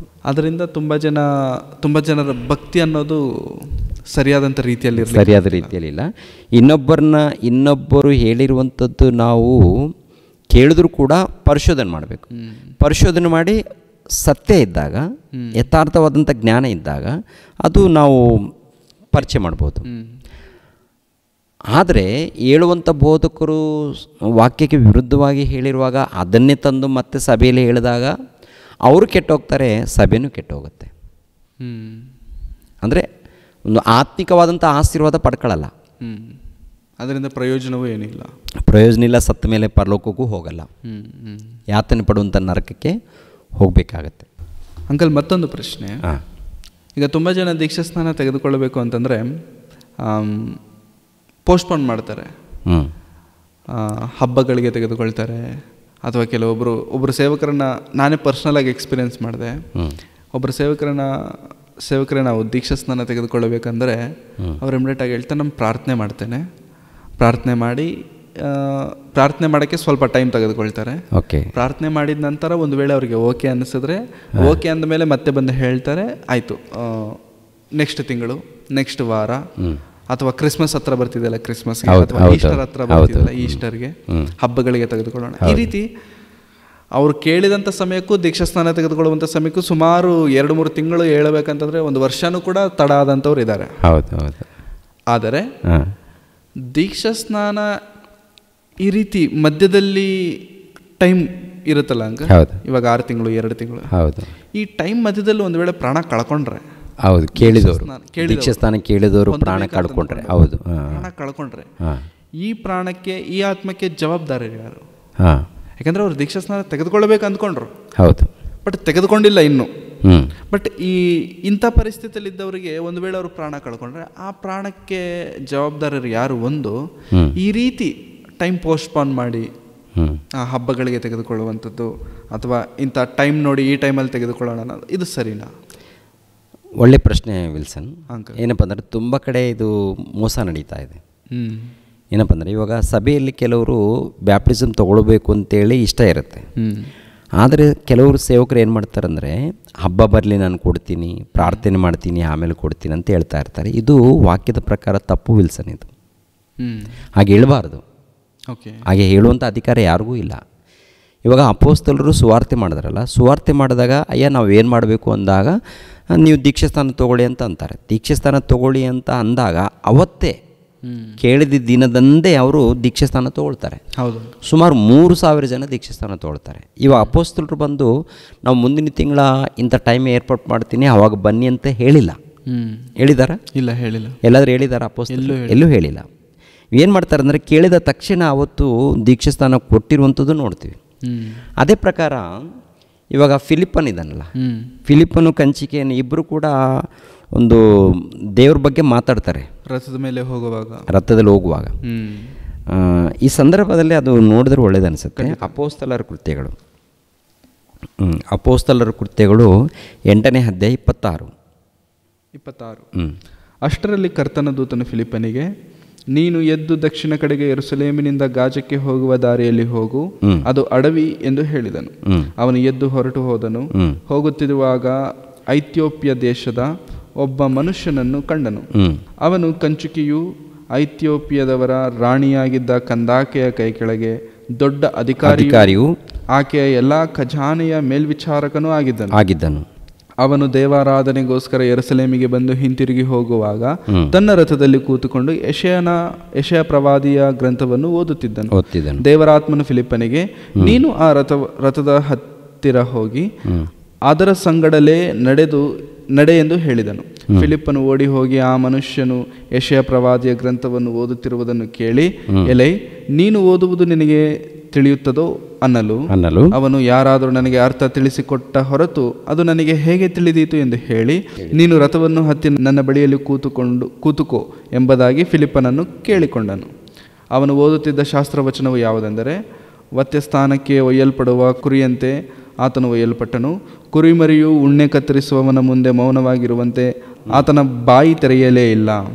ಆತನಿಗುಂಟಾದ ದೀನಾವಸ್ಥೆಯಲ್ಲಿ ನ್ಯಾಯವೂ ಇಲ್ಲದೆ ಹೋಯಿತು. ಆತನ ಸಕಾಲದವರನ್ನು ಹೇಳತಕ್ಕದ್ದೇನು? ಆತನ ಜೀವವನ್ನು ಭೂಮಿಯ ಮೇಲಿನಿಂದ ತೆಗೆದು ಬಿಟ್ಟರಲ್ಲ ಎಂಬುದೇ. ಕಂಚುಕಿಯು ಈ ವಚನವನ್ನು ಕುರಿತು, ಪ್ರವಾದಿಯು ಇದನ್ನು ಯಾರ ವಿಷಯದಲ್ಲಿ ಹೇಳಿದ್ದಾನೆ? ತನ್ನ ವಿಷಯದಲ್ಲಿಯೋ ಮತ್ತೊಬ್ಬನ ವಿಷಯದಲ್ಲಿಯೋ? ದಯಮಾಡಿ ಹೇಳಬೇಕು ಎಂದು ಫಿಲಿಪ್ಪನನ್ನು ಕೇಳಲು ಫಿಲಿಪ್ಪನು ಉಪದೇಶಿಸುವುದಕ್ಕೆ ತೊಡಗಿ ಅದೇ ವಚನವನ್ನು ಆಧಾರ ಮಾಡಿಕೊಂಡು ಅವನಿಗೆ ಯೇಸುವಿನ ವಿಷಯವಾದ ಸುವಾರ್ತೆಯನ್ನು ತಿಳಿಸಿದನು. ಅವರು ದಾರಿಯಲ್ಲಿ ಹೋಗುತ್ತಿರುವಾಗ ನೀರಿನ ಬಳಿಗೆ ಬಂದರು. ಕಂಚುಕಿಯು, ಇಗೋ ನೀರು, ನನಗೆ ದೀಕ್ಷಾ ಸ್ನಾನ ಮಾಡಿಸುವುದಕ್ಕೆ ಅಡ್ಡಿಯೇನು ಎಂದು ಹೇಳಿ ರಥವನ್ನು ನಿಲ್ಲಿಸಿ ಎಂದು ಅಪ್ಪಣೆ ಕೊಟ್ಟನು. ಫಿಲಿಪ್ಪನು ಕಂಚುಕಿಯು ಇಬ್ಬರೂ ನೀರಿನೊಳಗೆ ಇಳಿದರು. ಫಿಲಿಪ್ಪನು ಅವನಿಗೆ ದೀಕ್ಷಾ ಸ್ನಾನ ಮಾಡಿಸಿದನು. ಅವರು ನೀರನ್ನು ಬಿಟ್ಟು ಮೇಲಕ್ಕೆ ಬಂದಾಗ ಕರ್ತನ ಆತ್ಮವು ಫಿಲಿಪ್ಪನನ್ನು ಎತ್ತುಕೊಂಡು ಹೋಗಲಾಗಿ, ಕಂಚುಕಿಯು ಸಂತೋಷವುಳ್ಳವನಾಗಿ ತನ್ನ ದಾರಿಯನ್ನು ಹಿಡಿದು ಅವನನ್ನು ಕಾಣಲೇ ಇಲ್ಲ. ಸಾಕು. ಅಂದರೆ ಇಷ್ಟು ವಚನ ನಾವು ನೋಡಿದ್ವಿ. ಇದರಲ್ಲಿ ಏನು ಕಾಣುತ್ತೆಪ್ಪ ಅಂತ ನೋಡುವಾಗ, ಫಿಲಿಪ್ಪನು ಕಂಚಿಕೆಯನು ಯೆರೂಸಲೇಮ್ ಪಟ್ಟಣಕ್ಕೆ ಹೋಗಿದ್ದಾನೆ, ಆರಾಧನೆ ಮಾಡಿಕೊಂಡು ಮತ್ತೆ ಪ್ರಯಾಣ ಮಾಡ್ತಾ ಇದ್ದಾನೆ. ಪ್ರಯಾಣ ಮಾಡುವಂಥ ಸಮಯದಲ್ಲಿ ಯೆಶಾಯ ಗ್ರಂಥ ಓದ್ತಾ ಇದ್ದಾನೆ. ಅದ್ರ ಬಗ್ಗೆ ನನಗೆ ಗೊತ್ತಿಲ್ಲ ಅಂತೇಳಿ ಫಿಲಿಪ್ಪನಿಗೆ ಕೇಳಿದಾಗ ಫಿಲಿಪ್ಪನ ಅದ್ರ ಬಗ್ಗೆ ಎಲ್ಲ ತಿಳಿಸ್ಕೊಡ್ತಾನೆ, ಸುವಾರ್ತೆ ಹೇಳಿದಾಗ ಕೊನೆಯದಾಗಿ ದೀಕ್ಷಾಸ್ಥಾನದ ಬಗ್ಗೆ ಕೂಡ ಮಾತಾಡಿದಾಗ ಇವಾಗ ಕಂಚುಕಿಯನು ದೀಕ್ಷಾಸ್ಥಾನ ಪಡ್ಕೊಳ್ತಾನೆ. ದೀಕ್ಷಾಸ್ಥಾನ ಅವತ್ತೇ ಪಡ್ಕೊಂಡಿದ್ದಾನ, ಲೇಟ್ ಮಾಡಿದ್ದಾನ? ಆ ಕ್ಷಣದಲ್ಲೇ. ಬೇರೆ ಯಾರಾದ್ರೂ ಇದ್ದಾರೆ ಅಂತ ನೋಡೋ, ದೊಡ್ಡದಾಗಿ ಯಾರು ಕಾಣ್ತಾ ಇಲ್ಲ, ಇಬ್ಬರು ಕಾಣ್ತಾ ಇದ್ದಾರೆ, ನೀರಲ್ಲಿ ಇಳಿದಿದ್ದಾರೆ, ದೀಕ್ಷಾಸ್ಥಾನ ಕೊಟ್ಟಿದ್ದಾನೆ. ದೀಕ್ಷಾಸ್ಥಾನ ಕೊಟ್ಟ ಮೇಲೆ ಈತನು ಎಲ್ಲಿಂದ ಬಂದಿದ್ದಾನೋ ಅಲ್ಲಿಗೆ ಹೋಗ್ತಾನೆ. ಯಾರು? ಕಂಚಿಕೆಯನು. ಫಿಲಿಪ್ಪನು ಸ್ವಾರ್ಥಗೋಸ್ಕರ ಹೊರಟೋಗ್ತಾನೆ. ಮತ್ತೆ ಯಾವಾಗಾದ್ರೂ ಅವ್ರು ಪರಿಚಯ ಆಗಿದ್ದಾರ? ಇಲ್ಲ. ಪರಿಚಯ ಆದದ್ದು ಅವತ್ತೇ ಅವತ್ತೇ ಪರಿಚಯ ಆಗಿದ್ದಾರೆ, ಅವತ್ತೇ ಸುವಾರ್ತೆ ಹೇಳಿದ್ದಾನೆ, ಅವತ್ತೇ ದೀಕ್ಷಾಸ್ಥಾನ ನಡೆದಿದೆ. ಒಂದೇ ದಿನದಲ್ಲಿ. ಮುಂದಿನ ತಿಂಗಳ ಕೊಡ್ತೀನಿ, ಮತ್ತೊಂದು ಸಾರಿ ಬಂದ್ಬಿಡಿ ಅವಾಗ ಕೊಡ್ತೀನಿ ಅಂತೇಳಿ ಹೇಳಿಲ್ಲ. ಹೌದಲ್ವಾ? ಅಂದರೆ ಬ್ಯಾಪ್ಟಿಸಮ್ ಎನ್ನುವಂಥದ್ದು ಇದೆಯಲ್ಲ, ಕೇಳಿದ ತಕ್ಷಣ ಕೊಡುವಂಥದ್ದು ಕ್ರೈಸ್ತರ ಇಲ್ಲ ಸೇವಕರ ಧರ್ಮ. ಕೇಳಿದಾಗ ಒಂದು ವೇಳೆ ಇದ್ದಪ್ಪ ಒಂದು ದಿನ 2 ದಿನ ನಾವು ಹೇಳ್ಕೊಳ್ಳೋಣ, ಒಂದು ವ್ಯವಸ್ಥೆ ಮಾಡೋಣ, ತಪ್ಪೇನಿಲ್ಲ. ಆದರೆ ದೀಕ್ಷಾಸ್ಥಾನ ವಿಷಯದಲ್ಲಿ ಯಾರು ಕೂಡ ಎಂದು ತಡ ಮಾಡಬಾರ್ದು. ಒಂದು ವೇಳೆ ತಡ ಮಾಡಿದರೆ ಅಷ್ಟು ಒಳಗಡೆ ದೀಕ್ಷಾಸ್ಥಾನ ಪಡ್ಕೊಳ್ತೀನಿ ಎಂಬುವಂಥ ಮನುಷ್ಯ ಒಂದು ವೇಳೆ ಸತ್ತೋದ್ರೆ ಆತ್ಮ ಎಲ್ಲಿಗೆ ಹೋಗುತ್ತೆ? ದೀಕ್ಷಾಸ್ನಾನ ಹೊಂದದ ಕಾರಣಕ್ಕೆ ನರಕಕ್ಕೆ ಹೋಗುತ್ತೆ. ವಾಕ್ಯದ ಪ್ರಕಾರ ಅಲ್ಲಿಗೆ. ಹೌದು. ಅದಕ್ಕೆ ಜವಾಬ್ದಾರರು ಯಾರು? ಸೇವಕರು. ಏನು ಮಾಡ್ತಾರೆ? ಕಾಪಾಡೋಕ್ಕಾಗತ್ತಾ? ಜವಾಬ್ದಾರರಂದರೆ ಅವರನ್ನು ಕಾಪಾಡೋಕ್ಕಾಗತ್ತಾ? ಯಾತನೆ ಪಡುವಂಥ ಸ್ಥಳಕ್ಕೆ ಹೋದ್ಮೇಲೆ ಅಲ್ಲಿಂದ ಬಿಡಿಸೋಕ್ಕಾಗತ್ತೆ ಇವ್ರ ಕೈಲೇ? ಇಲ್ಲ. ಹಾಗಲ್ಲ. ಮತ್ತೇನು ಮಾಡಬೇಕು? ಕೇಳಿದ ತಕ್ಷಣ ಕೊಡುವಂಥದ್ದೇ ನಮ್ಮ ಧರ್ಮ. ಪೋಸ್ಟ್ ಪೇನ್ ಮಾಡಿಕೊಡ್ತು, ಕಾರಣಗಳನ್ನು ಹೇಳ್ಬಾರ್ದು. ಹಬ್ಬಕ್ಕೆ ಕೊಡ್ತೀನಿ, ಅದಕ್ಕೆ ಕೊಡ್ತೀನಿ ಅಂದರೆ ಹೇಳಿದವರು ಶಾಪಗ್ರಸ್ತರಾಗ್ತಾರೆ. ಅದು ಸರಿಯಾದದ್ದಲ್ಲ. ಆ ಮನುಷ್ಯನು ಒಂದು ವೇಳೆ ನರಕಕ್ಕೆ ಹೋದರೆ ಆ ಮನುಷ್ಯನು ನರಕಕ್ಕೆ ಹೋಗುವುದಕ್ಕೆ ಕಾರಣನೇ ಈ ಮನುಷ್ಯನಾಗ್ತಾನೆ. ಅದು ದೊಡ್ಡ ಪಾಪ ಅಲ್ವಾ? ಹೌದಂಕ. ಅದರಿಂದ ಅಂಥ ತಪ್ಪುಗಳು ಮಾಡಿಕೊಡ್ದು. ನಮ್ಮ ಕ್ರೈಸ್ತರಲ್ಲಿ ಇಂಥ ದೊಡ್ಡ ತಪ್ಪುಗಳು ನಡೀತಾ ಇದೆ. ಯಾರು ಹೇಳೋರಿಲ್ಲ, ಕೇಳೋರಿಲ್ಲ. ಎಲ್ಲರೂ ಕೂಡ ಏನಪ್ಪ ಅಂತಂದರೆ ಸಭೆ, ಹಣ ಬೇಕು, ಆಸ್ತಿ ಬೇಕು, ಬಂಗ್ಲೆ ಬೇಕು, ಭಕ್ತಿ ಬಗ್ಗೆ ಚಿಂತೆ ಇಲ್ಲ. ನಾವು ಸ್ವರ್ಗಕ್ಕೆ ಹೋಗಬೇಕು, ನಿತ್ಯ ಜೀವನ ಪಡ್ಕೊಳ್ಬೇಕು ಎನ್ನುವಂಥ ಆಲೋಚನೆ ಯಾವ ಕ್ರೈಸ್ತರಿಗೂ ಇಲ್ಲ. ಹಾಗೆ ಯೋಚನೆ ಮಾಡೋದು ಹೋದರೆ, ವಾಕ್ಯದ ಪ್ರಕಾರ ನಡೆಯೋದು ಹೋದರೆ ನಾವು ಪರಲೋಕಕ್ಕೆ ಹೋಗಲ್ಲ. ವಾಕ್ಯದ ಪ್ರಕಾರನೇ ನಮ್ಮ ಬೋಧನೆ ಇರಬೇಕು, ವಾಕ್ಯದ ಪ್ರಕಾರನೇ ಕಾರ್ಯಕ್ರಮಗಳಿರಬೇಕು, ವಾಕ್ಯದ ಪ್ರಕಾರ ದೀಕ್ಷಾಸ್ಥಾನ ಇರಬೇಕು, ವಾಕ್ಯದ ಪ್ರಕಾರ ಸೇವೆ ನಡೀಬೇಕು. ಈ ರೀತಿ ಇದ್ರೇ ದೀಕ್ಷಾಸ್ನಾನ ತೆಗೆದುಕೊಳ್ಳುತ್ತೇನೆಂದು ಕೇಳಿದ ಕೂಡಲೇ ದೀಕ್ಷಾಸ್ನಾನ ಕೊಡಲೇಬೇಕು. ಅದು ಧರ್ಮ. ಸೊ ದೀಕ್ಷಾಸ್ನಾನ ಕ್ರೈಸ್ತರ ಆಧ್ಯಾತ್ಮಿಕ ಜೀವನಕ್ಕೆ ಮೊದಲನೆಯ ಹೆಜ್ಜೆ. ಸೊ ಈ ದೀಕ್ಷಾಸ್ನಾನವನ್ನು ಕುರಿತು ಸತ್ಯವೇದವನ್ನು ಓದುತ್ತಿರುವಂಥ ಒಂದೇ ಸತ್ಯವೇದವಿದ್ದಾಗಿಯೂ ಬೋಧಕರ ಬೋಧನೆಗಳು ಅನೇಕವಾಗಿ ಇದೆ. ಇವತ್ತು ಅನೇಕರು ದೇವರ ಬಳಿಗೆ ಬರೋದಕ್ಕೆ ಯೋಚನೆ ಮಾಡ್ತಿದ್ದಾರೆ. ಒಂದು ವೇಳೆ ಬಂದರೂ ಕೂಡ ತುಂಬ ಪ್ರಶ್ನೆಗಳಿಂದ ಕೂತ್ಕೊಂಡ್ಬಿಟ್ಟಿದ್ದಾರೆ. ಸೊ ದೀಕ್ಷಾಸ್ನಾನವನ್ನು ಕುರಿತು ಒಳ್ಳೆ ರೀತಿ ಸಮಾಧಾನವನ್ನು ಕೊಟ್ಟಿದ್ದೀರಾ. ಹೃದಯಪೂರ್ವಕವಾದಂಥ ವಂದನೆಗಳನ್ನು ಸಲ್ಲಿಸ್ತೇವೆ. ಸೊ ದೀಕ್ಷಾಸ್ನಾನ ಎನ್ನುವಂಥದ್ದು ಕ್ರೈಸ್ತರ ಜೀವನವನ್ನು ಬೆಳಗಿಸುವಂಥದ್ದು, ದೇವರಿಗೆ ಹತ್ತಿರ ಮಾಡುವಂಥದ್ದು ಕಾರ್ಯಕ್ರಮ. ಹೌದೌದು. ಸೊ ಈ ಕಾರ್ಯಕ್ರಮದಲ್ಲಿ ತಡ ಮಾಡುವುದು ಬೇಡ. ಹೌದು. ಆದಷ್ಟು ಬೇಗ ದೀಕ್ಷಾಸ್ನಾನವನ್ನು ತೆಗೆದುಕೊಳ್ಳಬೇಕು. ದೀಕ್ಷಾಸ್ನಾನವನ್ನು ತೆಗೆದುಕೊಂಡ ನಂತರ ಮತ್ತೊಬ್ಬರನ್ನು ದೇವರ ರಾಜ್ಯಕ್ಕೋಸ್ಕರವಾಗಿ ನಿಲ್ಲಿಸಬೇಕು. ದೇವರ ಬಳಿಗೆ ತಮ್ಮನ್ನು ತಾವು ಕಾಪಾಡಿಕೊಳ್ಬೇಕು, ತಮ್ಮ ಕುಟುಂಬವನ್ನು. ಎರಡನೇದಾಗಿ ಸಭೆಯಲ್ಲಿದ್ದವರನ್ನು ನಾವು ಕಾಪಾಡೋದಕ್ಕೆ ನಾವು ಪ್ರಯತ್ನ ಮಾಡಬೇಕು. ಯಾರಿಂದ ನಾವು ಮೋಸ ಮಾಡಬಾರ್ದು, ಯಾರಿಂದ ನಾವು ಮೋಸ ಹೋಗಬಾರ್ದು, ಇನ್ನೊಬ್ಬರಿಗೆ ಮೋಸ ಮಾಡಬಾರ್ದು. ಯಥಾರ್ಥವಾಗಿ ಭಕ್ತಿಯಿಂದ ಹೋಗಬೇಕು. ಸೊ ಕೇಳಿದ್ದೀವಲ್ವ ಪ್ರಿಯರೇ, ದೀಕ್ಷಾ ಸ್ನಾನ ಬಹಳ ಪ್ರಾಮುಖ್ಯವಾದದ್ದು, ಆಧ್ಯಾತ್ಮಿಕವಾದದ್ದು, ಅತಿ ವಿಶೇಷವಾದದ್ದು, ಅತಿ ಶ್ರೇಷ್ಠವಾದದ್ದು. ಇಂಥ ಶ್ರೇಷ್ಠವಾದ ದೀಕ್ಷಾ ಸ್ನಾನವನ್ನು ದೇವರು ಕ್ರೈಸ್ತರಾದಂಥ ನಮಗೆ ಕೊಟ್ಟು ನೀವು ರಕ್ಷಣೆ ಹೊಂದಿರಿ, ಇನ್ನೂ ಅನೇಕರನ್ನು ರಕ್ಷಿಸಿರಿ ಎಂಬುದಾಗಿ ಹೇಳಿದ್ದಾರೆ. ಹಾಗಾಗಿ ದೀಕ್ಷಾ ಸ್ನಾನವನ್ನು ಹೊಂದಬೇಕಾದಂಥದ್ದು ಬಹಳ ಬಹಳ ಪ್ರಾಮುಖ್ಯ. ಆ ದೀಕ್ಷಾ ಸ್ನಾನದಲ್ಲಿ ಯಾವುದೇ ರೀತಿಯಂಥ ಗಂದರಗೋಳ, ಯಾವುದೇ ರೀತಿಯಂಥ ಸಂದೇಹ, ಯಾವುದೇ ರೀತಿಯಂಥ ಸಂಶಯವಿಲ್ಲ. ದೀಕ್ಷಾ ಸ್ನಾನ ಎನ್ನುವಂಥದ್ದು ಕರ್ತನನ್ನು ನಂಬಿದಂಥ, ತಂದೆಯಾದಂಥ ದೇವರನ್ನು ತಿಳಿದುಕೊಂಡು ಪವಿತ್ರಾತ್ಮನ ವರವನ್ನು ಹೊಂದಬೇಕಂತಂದುಕೊಂಡಂಥ ಪ್ರತಿಯೊಬ್ಬರೂ ಕೂಡ ಹೊಂದಬೇಕಾದಂಥ ದೀಕ್ಷಾ ಸ್ನಾನ ನೀರಿನ ಮೂಲಕ. ಹಾಗಾಗಿ ಇಂಥ ದೀಕ್ಷಾ ಸ್ನಾನವನ್ನು ಹೊಂದಿಕೊಂಡು ಅನೇಕರನ್ನು ಅಂಥ ಸತ್ಯವಾದಂಥ ಮಾರ್ಗದಲ್ಲಿ ನಡೆಸೋರಾಗಿ ಕ್ರೈಸ್ತರಾದಂಥ ನಾವೆಲ್ಲರೂ ಇರಬೇಕಾಗಿದೆ. ಇಂಥ ಒಳ್ಳೆಯ ಸಂದೇಶವನ್ನು, ಇಂಥ ಒಳ್ಳೆಯ ಉತ್ತರವನ್ನು ದಯಪಾಲಿಸಿದಂಥ ದೈವ ಸೇವಕರಿಗೆ ಮತ್ತೊಂದು ಆವೃತ್ತಿ ವಂದನೆಗಳನ್ನು ಸಲ್ಲಿಸೋದೇನೆ. ವಂದನೆಗಳಂಕಲ್. ಸೊ ಇನ್ನೂ ಹೆಚ್ಚಾದಂಥ ಸಂದೇಹಗಳು, ಪ್ರಶ್ನೆಗಳು ಕ್ರೈಸ್ತ ಲೋಕದಲ್ಲಿದ್ದಾವೆ. ಅನೇಕ ಪ್ರಶ್ನೆಗಳಿಗೆ ಉತ್ತರವನ್ನು ದಯಪಾಲಿಸುವಂಥ ಒಂದು ಒಳ್ಳೆಯ ಪ್ಲ್ಯಾಟ್ಫಾರ್ಮ್ ದೇವರು ನಮಗೆ ಕೊಟ್ಟಿದ್ದಾರೆ. ಹಾಗಾಗಿ ಈ ಸಮಯವನ್ನು, ಈ ಅವಕಾಶವನ್ನು ನಾವು ವ್ಯರ್ಥ ಮಾಡಿಕೊಳ್ಳದೆ ದೇವರ ವಾಕ್ಯವನ್ನು ಇನ್ನೂ ಹೆಚ್ಚಾಗಿ ತಿಳಿದುಕೊಳ್ಳೋಣ, ಸತ್ಯವನ್ನು ತಿಳಿದುಕೊಳ್ಳೋಣ. ಯಾಕೆಂತಂದರೆ ಸತ್ಯವನ್ನು ತಿಳಿದುಕೊಳ್ಳಿರಿ, ಸತ್ಯವು ನಿಮ್ಮನ್ನು ಬಿಡುಗಡೆ ಮಾಡುವುದೆಂಬುದಾಗಿ ದೇವರು ಹೇಳಿದ್ದಾರೆ. ಹಾಗಾಗಿ ಸತ್ಯವನ್ನು ತಿಳಿದುಕೊಳ್ಳೋಣ. ಸತ್ಯವಾದ ದೇವರನ್ನು ನಂಬಿದ್ದೇವೆ. ಆ ಸತ್ಯವಾದ ದೇವರು, ಸತ್ಯವಾದ ವಾಕ್ಯವನ್ನು ಕೂಡ ನಾವು ಹಿಂಬಾಲಿಸಬೇಕಾಗಿದೆ.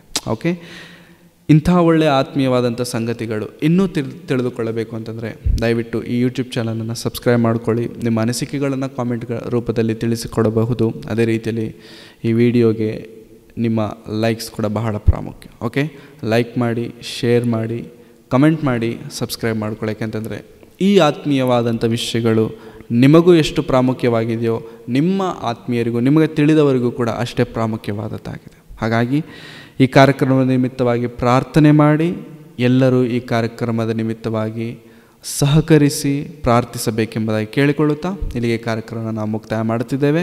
ಸೊ ಕೊನೆಯ ಪ್ರಾರ್ಥನೆ ದೈವ ಸೇವಕರು ನಮ್ಮ ಮಧ್ಯದಲ್ಲಿ ಮಾಡಿ ಈ ಕಾರ್ಯಕ್ರಮವನ್ನು ಮುಕ್ತಾಯ ಮಾಡಬೇಕೆಂಬುದಾಗಿ ಕೇಳಿಕೊಳ್ತೇನೆ. ತಲೆಬಾಗಿಸಿ ಪ್ರಾರ್ಥನೆ ಮಾಡಿಕೊಳ್ಳೋಣ. ಪ್ರಿಯ ಪರಲೋಕದಲ್ಲಿದ್ದಂಥ ನಮ್ಮ ತಂದೆಯ ದೇವರೇ, ನಿಮ್ಮ ಶ್ರೇಷ್ಠವಾದ ನಾಮಕ್ಕೆ ಸ್ತೋತ್ರಗಳು ತಂದೆ. ಇಲ್ಲಿ ತನಕ ದೀಕ್ಷಾ ಸ್ನಾನದ ಬಗ್ಗೆ ಕೆಲವು ವಿಷಯಗಳನ್ನು ಮಾತನಾಡಿಕೊಡಿದ್ದೀವಿ ತಂದೆ. ಹೌದು ತಂದೆ, ಪ್ರತಿಯೊಂದು ಪ್ರಶ್ನೆಗಳಿಗೆ ನೀವು ಉತ್ತರ ಕೊಡ್ತಾ ಇದ್ದೀರಾ. ನಿಮ್ಮ ಕೃಪೆ ಮೂಲಕ ತಂದೆಯ ದೇವರು ನಡೀತಾ ಇದೆ. ಸ್ತೋತ್ರಗಳು ತಂದೆಯ ದೇವರೇ. ಎಷ್ಟು ಮಂದಿ ಈ ಒಂದು ಕಾರ್ಯಕ್ರಮದ ಮೂಲಕ ಸತ್ಯವನ್ನು ತಿಳ್ಕೊಂಡಿದ್ದಾರೋ ಎಲ್ಲರನ್ನು ಆಶೀರ್ವದಿಸಿ, ಟೋಟಲಿ ಕರ್ನಾಟಕದಲ್ಲಿ ತಂದೆಯ ದೇವರೇ ಪ್ರತಿಯೊಬ್ಬರ ಬಳಿಯಲ್ಲಿ ಈ ಸತ್ಯವಾದ ಸುವಾರ್ತೆ ತಲುಪಿಸಬೇಕು. ಆ ಜವಾಬ್ದಾರಿಯನ್ನು ಕೊಟ್ಟಿದ್ದೀರಿ ತಂದೆ. ಎಲ್ಲರ ಬಳಿಯಲ್ಲಿ ಸೇರುವಂತೆ, ತಲುಪುವಂತೆ ಸಹಾಯ ಮಾಡಿ. ಎಷ್ಟು ಮಂದಿ ಕೇಳಿದಾರೋ ಪ್ರತಿಯೊಬ್ಬರು ತಿಳಿದುಕೊಂಡು ಆತ್ಮಿಕವಾಗಿ ಬೆಳೆಯುವಂತೆ ಸಹಾಯ ಮಾಡಿ. ಅದೇ ರೀತಿಯಲ್ಲಿ ತಂದೆಯ ದೇವರೇ, ನಿಮ್ಮ ಮಗನು ವಿಲ್ಸನ್ಗೋಸ್ಕರ, ಅವರ ತಂದೆ ತಾಯಿಗಳಿಗೋಸ್ಕರ, ತಂದೆಯ ದೇವರೇ ಅವರ ಮನೆಯಲ್ಲಿದ್ದಂಥ ತಂಗಿಯವ್ರಿಗೋಸ್ಕರನು, ಅವರ ಕುಟುಂಬದಗೋಸ್ಕರ, ಬಂಧು ಮಿತ್ರರಿಗೋಸ್ಕರ ಪ್ರಾರ್ಥಿಸ್ತಾ ಇದ್ದೀನಿ. ಅವ್ರು ನಡೆಸುವಂಥ ಸಭೆಯಲ್ಲಿದ್ದಂಥ ಎಲ್ಲ ನಿಮ್ಮ ಮಕ್ಕಳಿಗೋಸ್ಕರ ಪ್ರಾರ್ಥಿಸ್ತಾ ಇದ್ದೀನಿ. ಇನ್ನೂ ಹೆಚ್ಚಾಗಿ ಅವರನ್ನು ಆಶೀರ್ವದಿಸಿ ಬಲಪಡಿಸಿ. ಅದೇ ರೀತಿಯಲ್ಲಿ ಕರ್ನಾಟಕದಲ್ಲಿ ಮಾಡಬೇಕಾದಂಥ ಸುವಾರ್ತೆ ಸೇವೆಯನ್ನು ಯಥಾರ್ಥವಾಗಿ ನಾವು ಒಗ್ಗಟ್ಟಾಗಿ ಏಕ ಮನಸ್ಸಿನಿಂದ ನಿಮ್ಮ ಸೇವೆಯನ್ನು ಮಾಡುವಂತೆ ಸಹಾಯ ಮಾಡಿ. ಯೇಸು ಪವಿತ್ರ ನಾಮದಲ್ಲಿ ಬೇಡ್ತಾ ಇದ್ದೀನಪ್ಪ ತಂದೆಯೇ, ಆಮೇಲೆ. ನಮ್ಮ ತಂದೆಯಾದ ದೇವರ ಪ್ರೀತಿಯು, ನಮ್ಮ ರಕ್ಷಕನಾದ ಯೇಸು ಕ್ರಿಸ್ತರ ಕೃಪೆಯು, ಪವಿತ್ರ ಆತ್ಮರ ಅನ್ಯೋನ್ಯ ಸಹವಾಸವು ಸದಾಕಾಲ ದೇವರ ಜೊತೆಯಾಗಿದ್ದು ನಡೆಸಲಿ. ಆಮೇನ್. ಎಲ್ಲರಿಗೂ ವಂದನೆಗಳು.